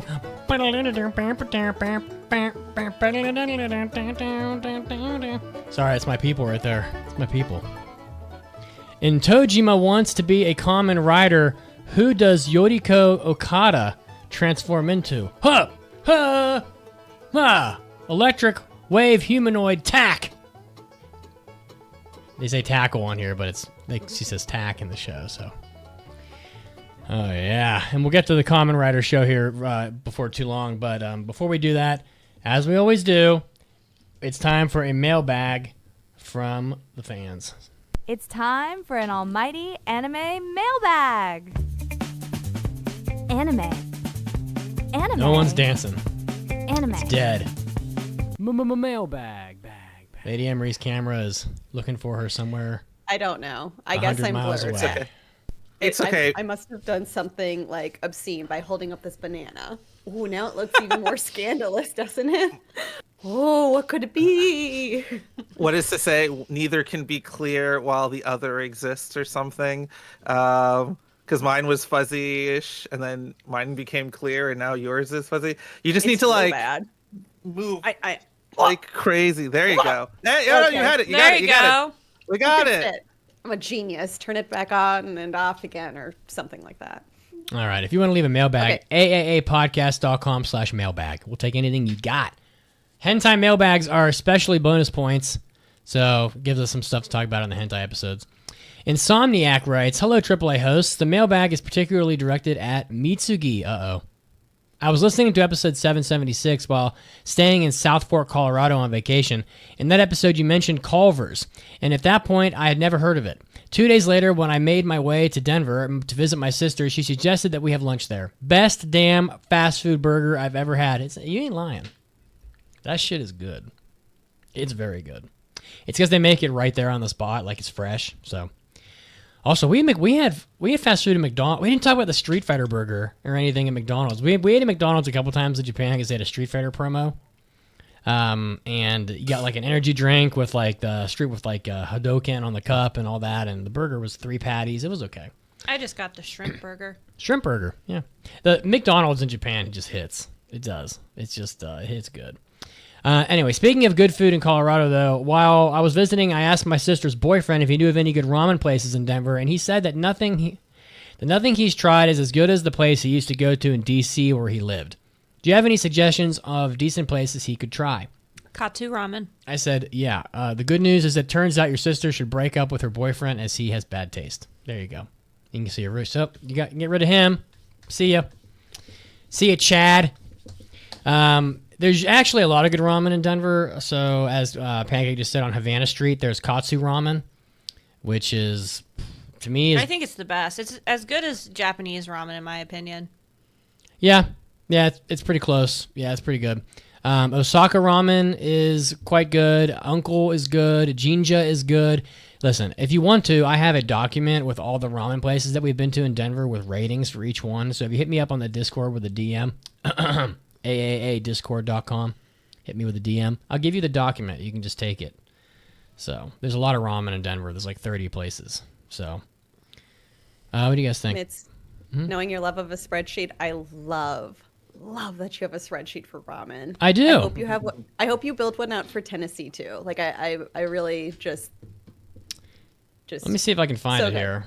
Yeah. We have a lot of spreadsheets, Lady Emery. You don't even want to know. Oh, she You knows. don't even want to know. Yeah. I mean, so- Mitz is the Excel master. So You're muted, just so you know, lady. Great, You're great. muted. I love that I keep having technology issues, but no, I got a little preview, and I just was so jaw-droppingly impressed. Yeah, so while you're pulling it up, Here's part of the spreadsheet, got it? right? Yeah. Okay. So Let me see. it's got all the places, the dates we went, and we haven't been to all of them, but we did hit a few. We did hit quite a few of these. I had Culver's once. I think you guys took me there when I visited. I feel like that's something we at least did once. If not, then I'm thinking of something else. I don't remember think it being okay. I don't think we did, but when we see you again, we'll definitely do it because I love a cheese turd more than anything in this world. And I feel like you and I, Pancake, do the same thing, which is so funny that we are doing the same thing at Culver's, but like without realizing it. I like Culver's, but you order the kids menu because you can get like a butter burger. You can basically get anything on the regular menu. And it's not any smaller, really. It's not. It's like the same burger. I think it's a single burger, so like sure you can't get anything like double or triple. Fine, you could actually probably add on to it, but then you get the free ice cream and you can order flavor of the day if you want, and that counts. Free ice cream. We love a good deal. Sorry, so pretend to be a kid. So good. It works really well when you're doing drive-through because they can't say anything. They can't. I obviously can't speak to Colorado, but here in Minnesota, we have okay ramen. Ones that I really like, Ichido Ramen, which has some tasty options. We usually, Esquire and I usually do that for an app night because I love a Japanese app night, to be honest. And then Kuramen, which is also in the cities, is good. I got have one. Rice. An Ichidon? No, a Q ramen. Really? Most overpriced shit on earth. It's very expensive. God damn. But it's so embarrassing. It's not bad, but maybe they've jacked up the prices recently. Well, what does not bad mean? I mean, because like at Katsu Ramen, you can get a bowl of ramen with it's overpriced too. Pork, but it's like the complete bowl with like the chashu and everything, and it's a good size. For like I think 15. I don't know. I'm just thinking about like Japan because it's Q like ramen was closer to 18 to 20, I think. The day we left, one of the last days in Japan, we were going to go to Ichiran again, but the line was like 45 minutes, and I'm like, this is fucking ridiculous. So we went to this one place that was like nearby that looked more like a local place. It was still very busy, but there was no wait. So we got in. You pay like I don't know $7, and then they give you 2 free kaidamas. So if you sit at the counter and you just say the guy, I want a kaidama, I want a kata, which means like hard or whatever, and you get free full-ass refills of noodles. 2 of them for free. So you're getting like 3 bowls of ramen for $7. And then you come to the States and you're like, oh, ramen, that'll be $15 plus tip and tax. And it's like, oh my God, I just spent $23 for a bowl of ramen. And you're like, where'd my money go? That's my bitch fest for the moment, but. It's a fair one to have. Did you guys have anything else to say about Culver's? There's a lot of comment. I had to go hack my lungs out, so I missed part of the conversation. No worries. No worries. Yeah. All right. Anyway, go to Japan and eat ramen. That's the moral of the story. Basically. Are you guys ready for impressions? Believe it. Today, we're going to be doing impressions. Impression time, believe it. All right. Well, surprised to see that on the last episode, we did 7 impressions and only passed 1 thing. Wow. I don't think today is going to be much better. May I ask for one final thing, please? One final thing. That is the thing that passed. So. Because Andrew? of me, despite what Caroline says. Oh my God. I masterminded that one passing. So you guys almost failed everything. I think we could have passed one other show last week, but which was what? One Dance is the only other one I think I would have passed. As much as I think Digimon Beat Break is fun and all, the problem it has is that there is no end of episodes, and the last Digimon series was somewhere in the 60-70 episodes. So there's no way this podcast was doing that. So yeah. All right. But this week I think there's some. I think this week I also have maybe 2 shows I'm looking to pass. Okay. But we'll see what happens. Ooh, are they the same 2 that I was thinking of? We'll see. I think one of them is. I know one of them is. There's no trailer for this one because it's so fucking inappropriate. Yeah, it doesn't need a trailer. I'm playing the damn trailer. I'm going on YouTube, so don't block me, YouTube. I'm playing a video you already approved, so suck my balls, honestly.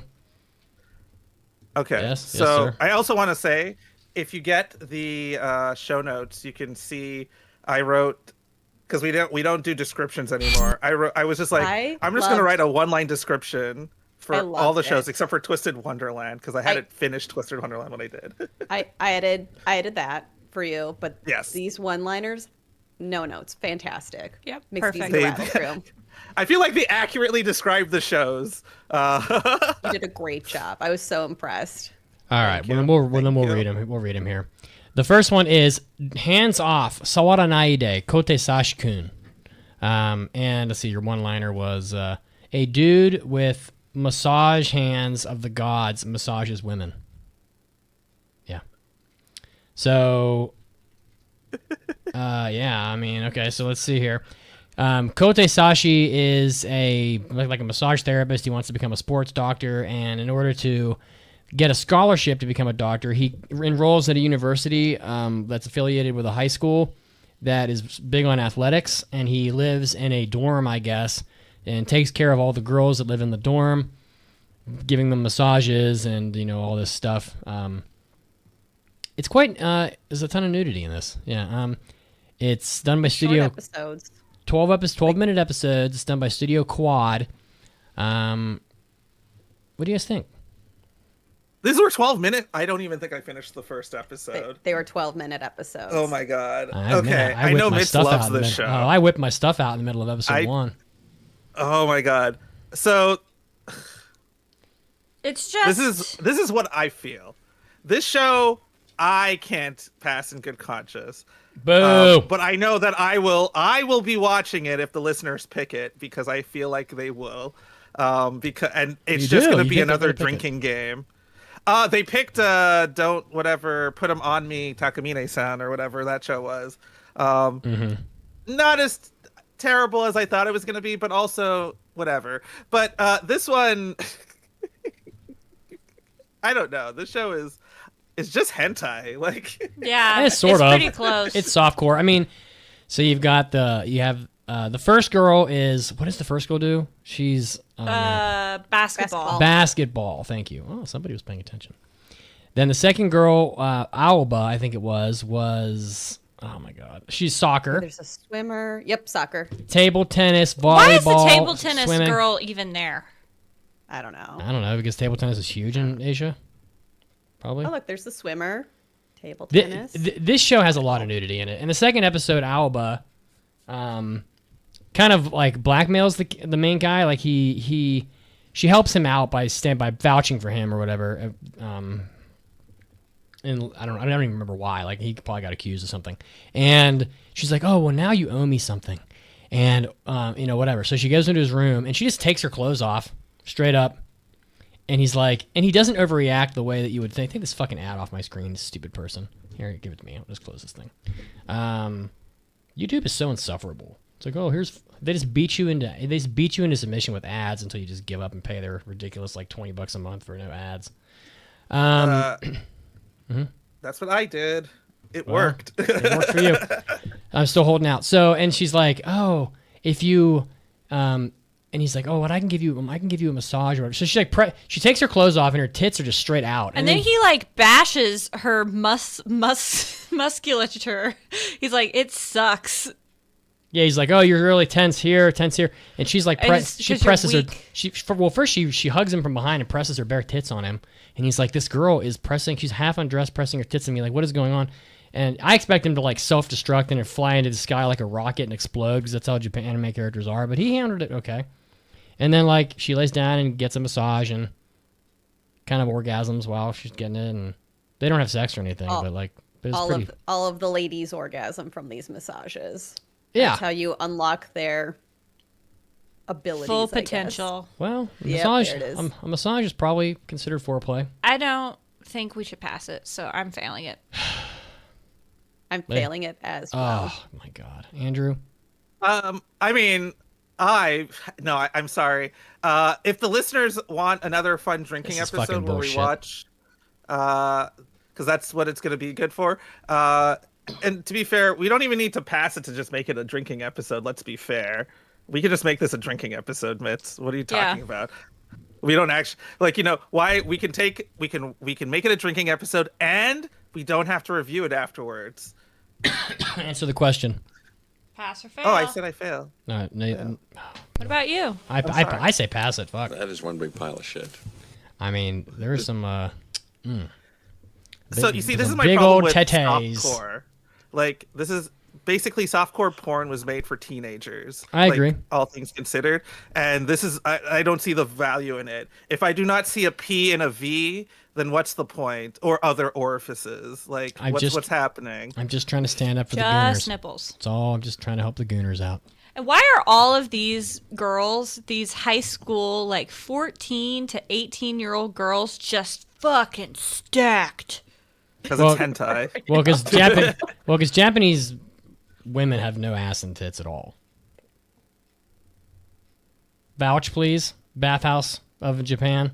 Generally, that is not their strong suit. And the men don't have asses either. In fact, like, they need to eat more protein. Listen, side tangent. They don't eat any protein in Japan, and you got these 20-year-old dudes with, like, skin hanging off their asses because there's no muscle. Y'all got to start eating some fucking meat. Like, honestly, I don't. But then they can't doing be squats. Do the squats. They don't work out in Japan. I guarantee that. No, it doesn't. No, they do not. I'd say 3% of people probably work out. The next anime is Tojima Tanzaburo wants to be a masked rider. Andrew, you pick this one. Yeah, so this is my pick. My one-liner for this was, a Kamen Rider otaku beats up people wearing a Matsuri Kamen Rider mask. So are the story story otaku? follows... Are they otaku or are they all just 100%. super autistic? Yeah, so... Both. But, like, otaku basically in Japan just means, like, nerd of, right? That's why they're, like, train otakus and, like, public transit otakus and, like, tree otakus and bug otaku. Anyway, so this guy basically wants to be a Kamen Rider. He took it to the max. Has essentially training his body for years, doing some crazy things. We get a lot of his backstory in the first episode, which was pretty funny. It's pretty good. And is essentially one of the things what I did when I picked this show, I guess I'll go into that, is that this is what I think I was hoping for, another Samurai Flamenco. And I think that's what this show might actually give us. So I'm actually pretty excited about this one without going too far into it.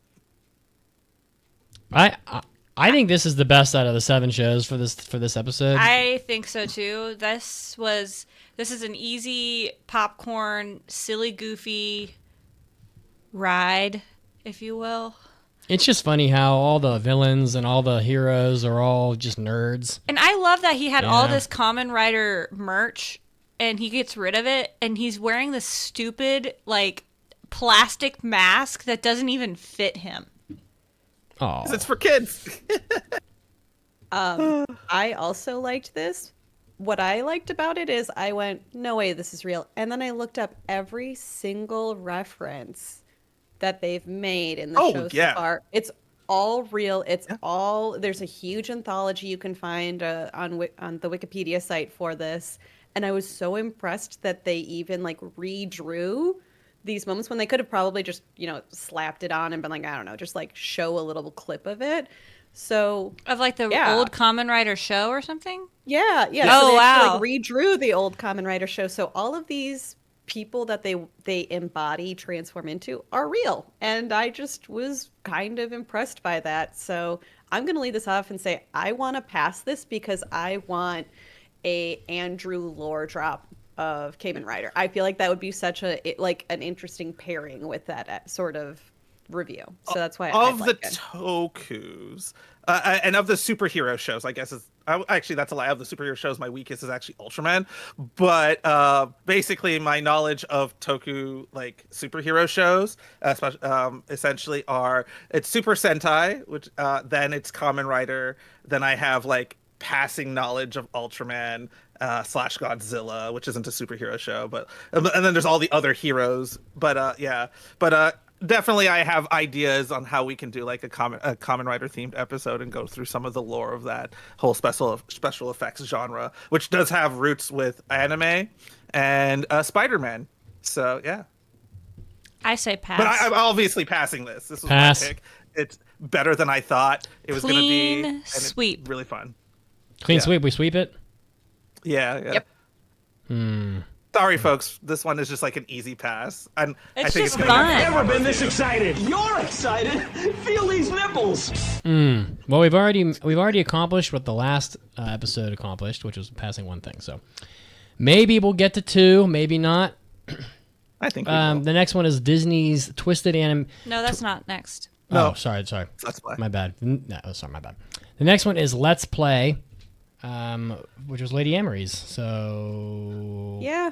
what do you think here? This is based off of a webtoon that is currently actually going through the process of changing venues right now, which is interesting. The little tidbit we have is a former sickly girl deals with anxiety and might also be into her neighbor, who happens to be a top-tiered streamer. And I enjoyed this webtoon when it was coming out. I'm just, because I know we're running short on time, I'm gonna No, we're quickly good. go through this. You're Oh, good. okay, good. Never mind then. I mean, we got 20 minutes to do 5 of these. So go about 4 minutes. Okay, fabulous. Thank you. I will just be honest. I was kind of disappointed by this in that it is still hitting on the story elements that I really love, but the pacing is off, and they're redoing some of the timeline elements, which feels off. So it's just not hitting what I was hoping to. And I will admit that because this is a webtoon and because this is supposed to take place in the US, this is one of the times where having Japanese subs and not having a dub is really difficult because it just doesn't, it's not hitting the same way. What did you all feel about this? I felt like that was the thing I noticed. I was like, this just doesn't hit right. This is just, it didn't feel like anime fully to me. And it just, I'm going to be honest with you, was a little cringe to watch. Just like how the characters act. And I was like, ugh. So I didn't mind it too much. Out of all the shows we've got on this list, this one was a little more appealing to me than some of the other. I didn't like it at first. I thought, like, this is just not going to be good, but I think it kind of started to grow on me in episode 2. We didn't watch the 3rd episode, but in episode 2, you get more of the boy character that's living next door, and I don't know. I kind of wondered if they were going to get into some kind of a relationship or not. Being that they're both adults and living next door. You never know. I mean, it's anime, so probably not. But all in all, I didn't think it was that bad, really. I mean, the main girl character is a little, I don't know, overly shy, but I didn't think it was too bad. Andrew? Yeah, so when you have something on your shelf for like forever and it's just always in the background and then someone shifts it like a millimeter and you notice? That's what the show feels like. It's like there's nothing, I don't think it's bad. I don't even think it's poorly animated. It feels like Flash animation-ish. And it just always feels like it's just slightly off. Like it's just like a degree off, right? Like it's like I can see the anime influence, but it's like a degree off. And that's the impression I get when I watch the show. I think it might be interesting to delve into like anxiety and possible depression and all that stuff. But I don't feel strongly enough about this show. Like, I didn't hate it, nor did I love it. I don't think it's bad. I think it's definitely... I think this probably would work better as a tub, but it's just... It doesn't... Yeah, it just, like... Right? It feels like a degree off. All right, so... So I'm going to fail it. In the effort of passing even anything, I'm going to say pass. I'm going to pass this one. I thought it was watchable for me, but I assume it's going to fail. What do you guys... Pancake? I'm going to say fail. I'm going to say fail. I'll likely continue because, like I said, I like it, but I just think Andrew nailed it. There's just enough that's off with it that I don't know how I would review it, I guess, at this point. Well, you heard it here. Mitsugi, again, is the most optimistic of the group. Oh, shut up. That's You right. knew it was failing. You just wanted to say pass. No, I really thought... I would have watched episode 3 the other night, but you didn't want to. I just couldn't do any more of the main girl. Yeah, well. This next one's also Lady Emery, I believe. It is Disney's Twisted Wonderland, which we saw advertisements There's advertisements everywhere for this. Yeah. Well, it turns out Disney has a lot of money. I believe it. That makes sense. Yeah, Disney has a lot of money. It's based off of from what I know, a very popular mobile game. And I think what surprised me, right? That makes more sense. What surprised me the most is I was going into this knowing it was based on the mobile game, assuming I would get like a reverse harem, that I was going to get a lady going over. And so when it was like, surprise, it's a male main character, I was like, oh, it's a yaoi. Okay, we're going with the yaoi. A Disney yaoi. So it's Disney's villains. They've been redrawn to be very, very hunky, good-looking anime men. With animal ears. Some with animal ears, some with horns. So basically, are they minotaurs? No, there's no minotaurs. But there's a dragon. There's a dragon boy. Can we milk him? I don't know. Can you milk a dragon? I mean, technically yes, but I don't think you want to do that, Mitz. Don't tell me what I want to do. They're all based off of these beloved Disney villains. It's supposed to be taking place at this academy, and I'm sure hijinks will pursue as this person is trying to get back to Japan, which quote unquote no longer exists. I think the most fun I had with the show is going, which villain are you? And just trying to piece it out, because it's not just the main villains, it's like the hyenas from The Lion King. So that was fun for me. It was fun to see some of the twists. I listened to the dub, and the Queen of Hearts male character drove me insane with the choice of voice they did. So just grain of salt there. My favorite drawn character was Scar. I was definitely into the one with the ears. So with the animal ears, his drawing style was definitely appealing. Yeah, how did everyone else feel about this? So as a Disney fan here, one of the main ones,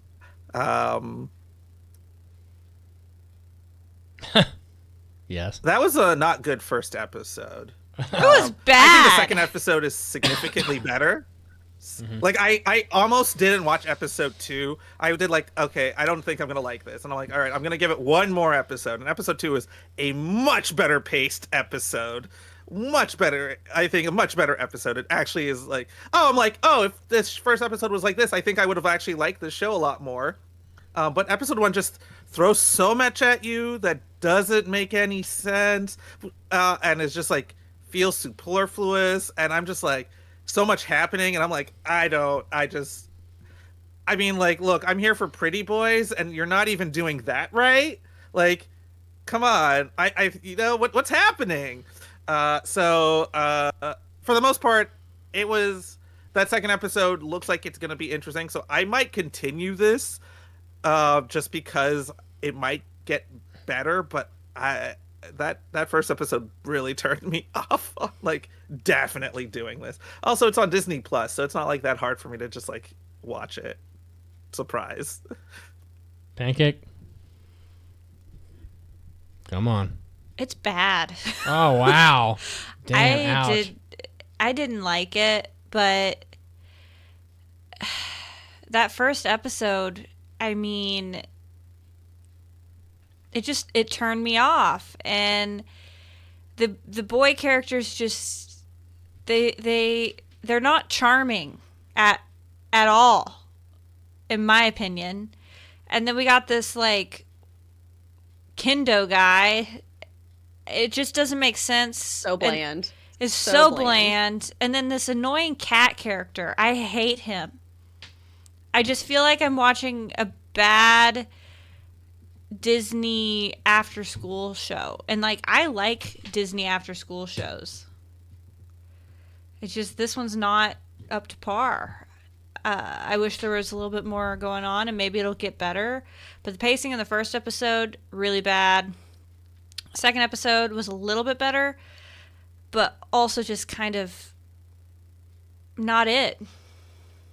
Yeah, I mean, I'm not big on Disney that usually. There are some Disney things I like, and obviously, Pretty Boys don't do much for me. And I fucking fell asleep in the second episode. I was good night. I was like, I can't do this. So yeah, there's no way I'm gonna pass this. Definitely a fail.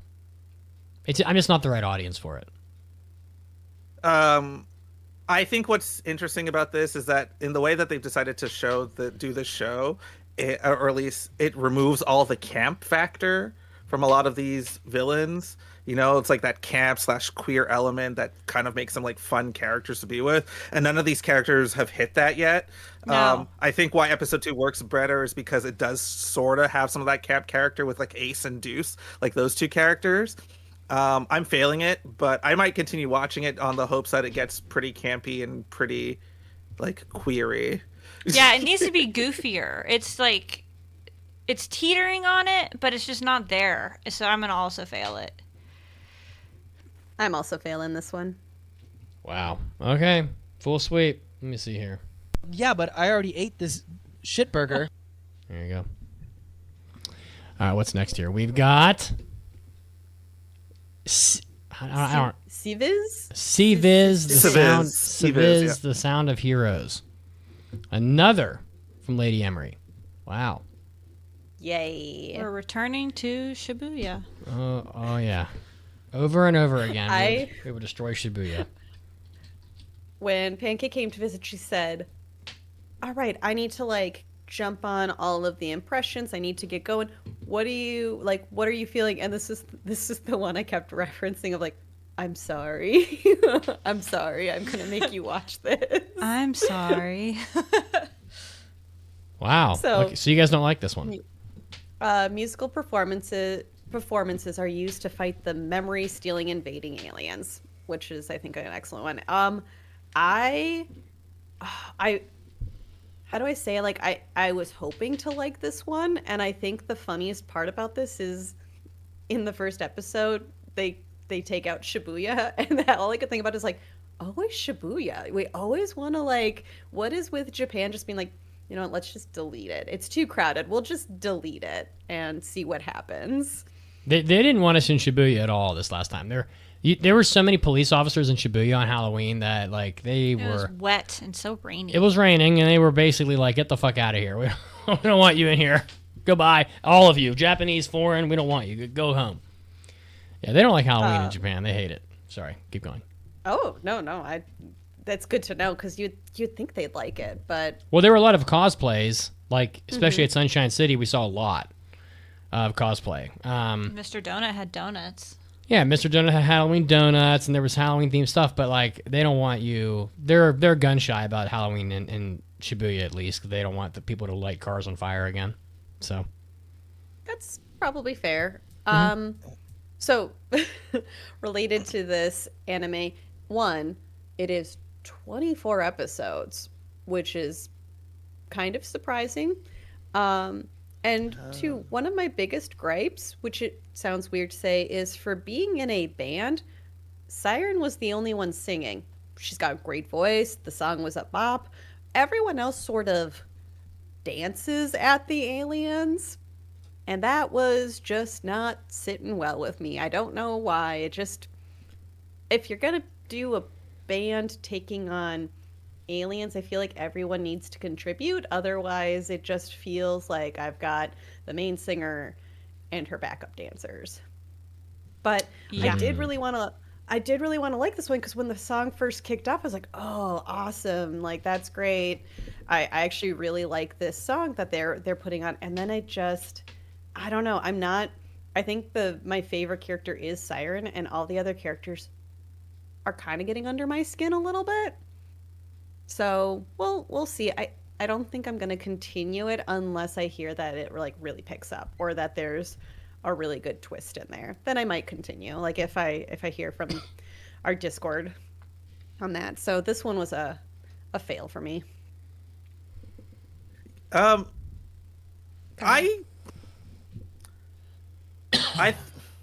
music's good. I didn't hate this one. But the music is good. That's actually, I think, sold me more on the show than anything else. Is that the opening is sung by everybody. but it seems in show like nobody sings. But you can tell that they sing well because the opening is sung and the ending is sung by the group. Like it's actually a group, not like group, but like it's still a groupish number. So you kind of go, huh, interesting. And it was really funny that, literally after the opening scene, I see basically a character walks in and I'm like, oh, okay, spoiler. I already know how this episode's going to end. Even so much so that the only reason I didn't think that was going to happen is that I'm like, oh, I'm gonna go back to the image on Crunchyroll and it shows something and I'm like, oh, maybe it's not a spoiler. Maybe that doesn't happen. And then it happens. I'm like, no, that makes sense. I was right. And then the second episode, I'm like, oh, and when you say it's a 24 episode show now, I'm like, that explains why that second episode is really slow. Right. It's an okay show with pretty solid music. But I don't think I want to watch 24 episodes of this. So yeah. Yeah. It does look good too. I'm going to mirror what you guys said.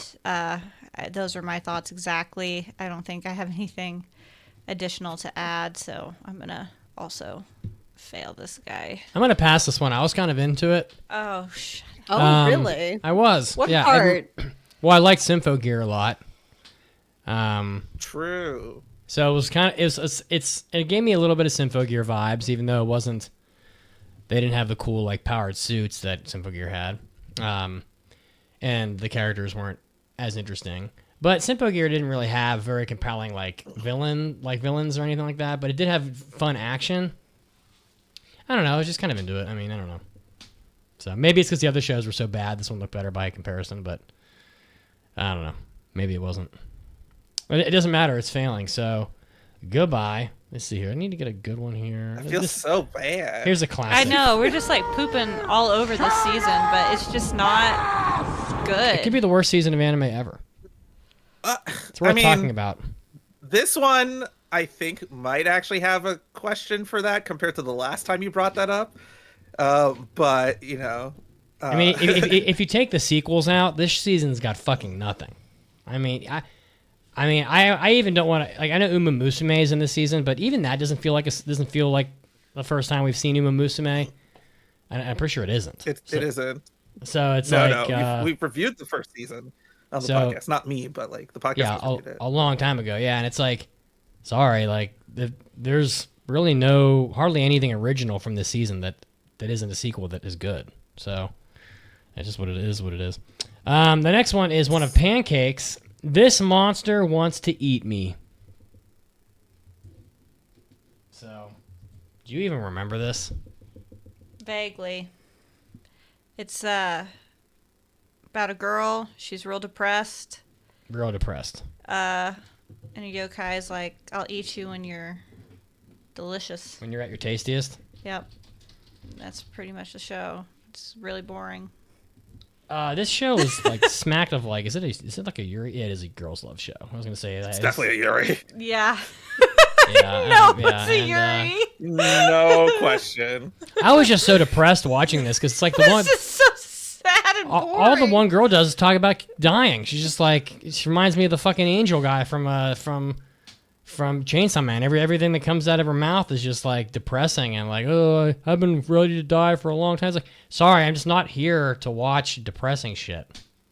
So, yeah, I don't know. I didn't jive with this. Didn't get much out of it. And like, I don't mind Yuri shows. I actually think they're kind of fun sometimes. They're almost exclusively bad. This one's not fun. Are there any good Yuri shows at all? I'm being honest. Like I think I've seen a couple. Yeah, there are definitely some out there. I mean, like I was gonna say maybe. Nana, but that's technically not Yuri. It could be counted as Yuri. I'm gonna click on Girls Love here on Mal and see what the #1 show is. I'm actually kind of curious. Let's see if we're gonna find out. But yeah, I was not impressed with this. I thought it was boring. I thought it was depressing. It didn't have it for me. I'm failing it. I don't want to watch this. There has never been a Yuri show that cracked an 8 on my anime list. We got Gushing Over Magical Girls. That's not on here. Where you see that? A first time chat from Can't read that name from here. Gushing Over. Yes, I should have known better. Gushing Over Magical Girls. I mean, Bloom Into You is basically the top one on here. Okay. I watched that. Look, it wasn't terrible. Why can't they just get this genre right? There's got to be something good in like the source material. They definitely do Yaoi better than they do Yuri. Do they? It's unfortunate when your best Yuri show is Yuri on Ice. It's not unfortunate. That show's actually really good. But Dear Brother is probably the most notable one that they've got listed here, but that show's fucking 30 years old, so yeah. I don't know. I was just super depressed watching this. It is completely uninteresting. Pacing was just too slow. And there's no fucking way I'm passing this. Anybody have some comments? Yeah, no. Oh yeah, no. Like it's. Yeah, no, it's okay. It's bad. It's like even her friend is sickly. Like nothing good happens here. Nice day at the office. Try to wind down after work. Let's put on some anime to feel better. And I want to say again, it hits the aesthetics correctly. I think it hits the aesthetics. Like if I'm gonna praise anything about the show, it does look dour, but in a pretty way. Mm-hmm. It's like Victorian depression. Yes, era, like I'm so feel. sickly. Ugh.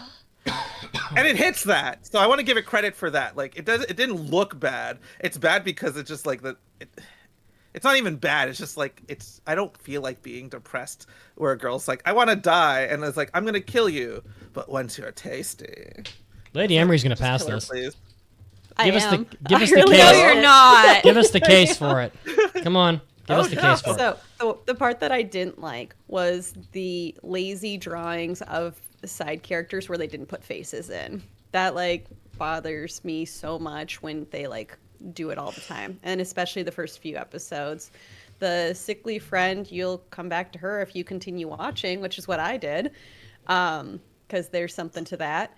But I actually really liked this. I liked the idea that the yokai isn't going to eat her until she's once again happy and finds joy in life. And I think that's what this show is trying to do, is it's trying to be like, yeah, life is hard and like depressing things happen, but like still live your fullest life, like stop trying to give up. And that's when you'll be obviously most appealing to this mermaid yokai.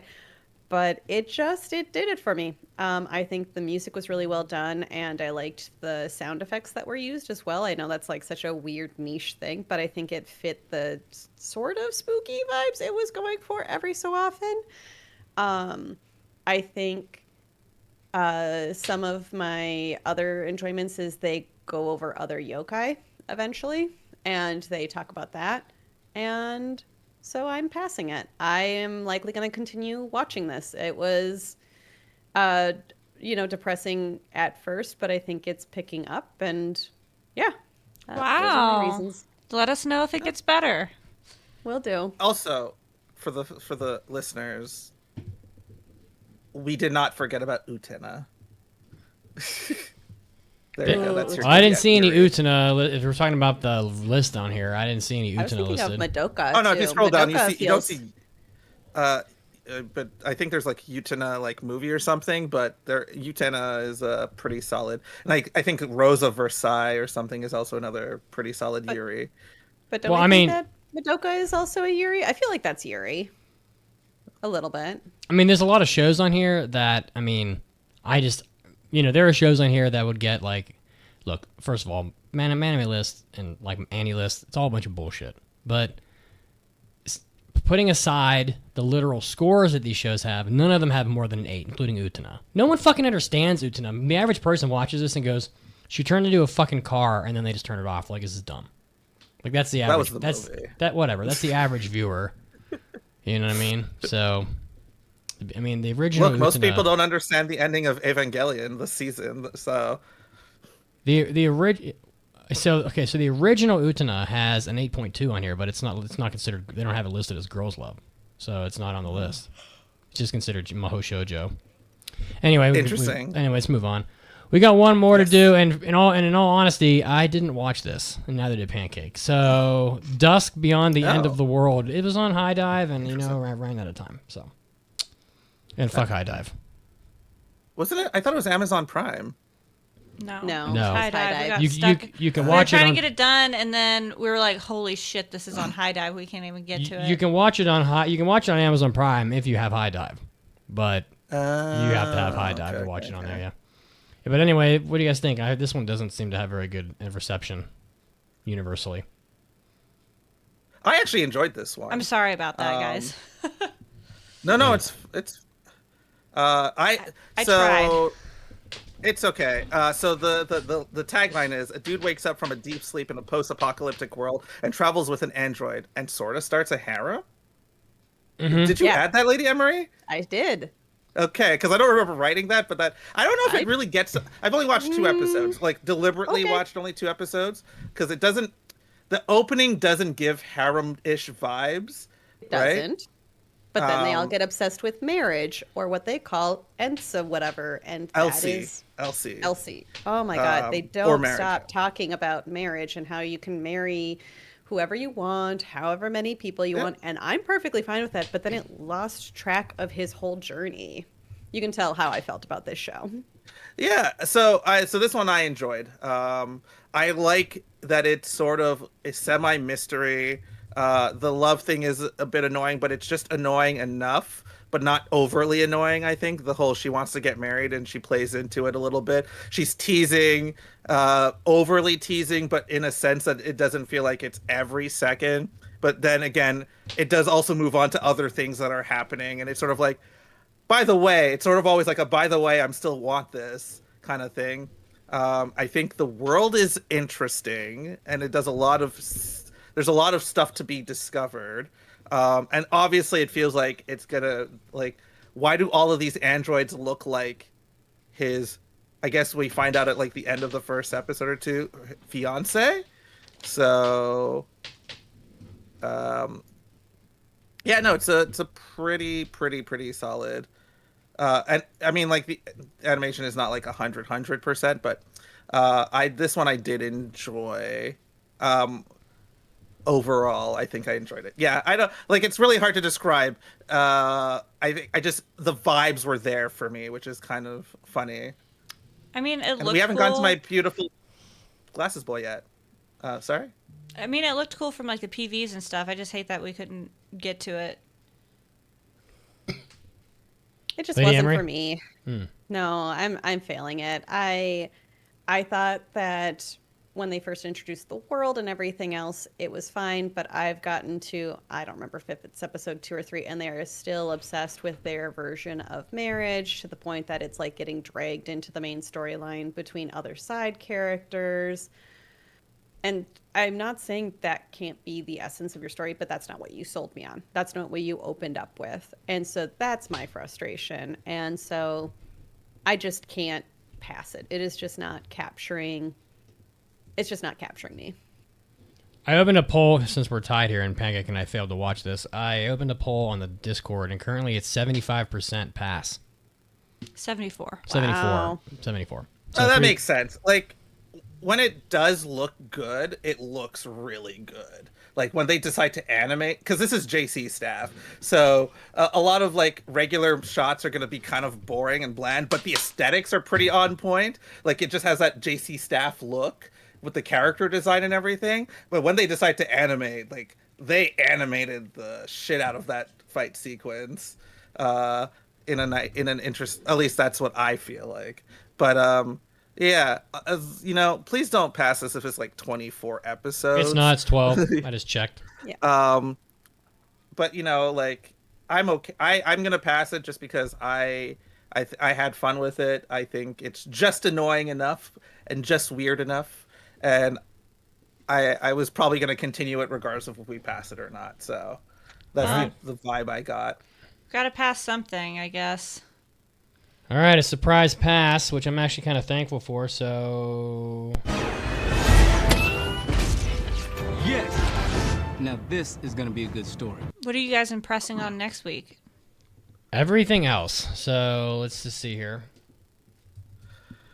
Sanda, Cat's Eye, Yeah, Tatsuki Fujimoto 17-26, Uma Musume Cinderella Grey Season 2, Hero Without a Class, Alma Chan wants to be a family, and Ranma 1/2 2024 second season. Okay. And So we've got... there's some good possibilities in there for that last bit, I would say. We don't have to pass all of the 3 shows just because. Yeah. There is the retro option to put in there. Mm-hmm. And we don't have to pass everything. Everything. I haven't seen most of these, but I'm like, I don't know. Actually, never mind. We could. I was gonna check out Cat's Side today because it just looked weird enough for me. Are you on next week? No, I have to work. Boo. You work on Sundays? Yeah. So my guess is you could get every other weekend. Oh. Get with the program. My guess is you could get a pass out of Uma Musume. You could get one out of Ramna 1/2. Maybe Sonda. So there's a few in here that could still pass. So we'll have to see. All right, that's our show for today, people. So appreciate you being here, following us. If you want to follow us, hit us up on YouTube. Hit us up on the Discord. Like us wherever you listen for your podcast. Leave us a review if you'd like. So it does help out the show quite a bit. If you say something about me that's nice, well, I'd like that too. You heard what we're going to do next week, so I will probably be back next week. We'll see. Some people are trying to rope me into something here. We'll see if they can persuade me, but right now I'm not persuaded. So we will see you next time on the podcast. It's good to be back. Don't think I hacked up too many lungs. I tried to hold it back. We're going to do a hentai episode in a Hobby Addicts. So if you get that content, you'll be getting that as well. And if not, we'll see you next time. Goodbye. Bye. We'll find out more about Mitch's penis in the hentai episode. That's 100%. 100%. Who knows? I do.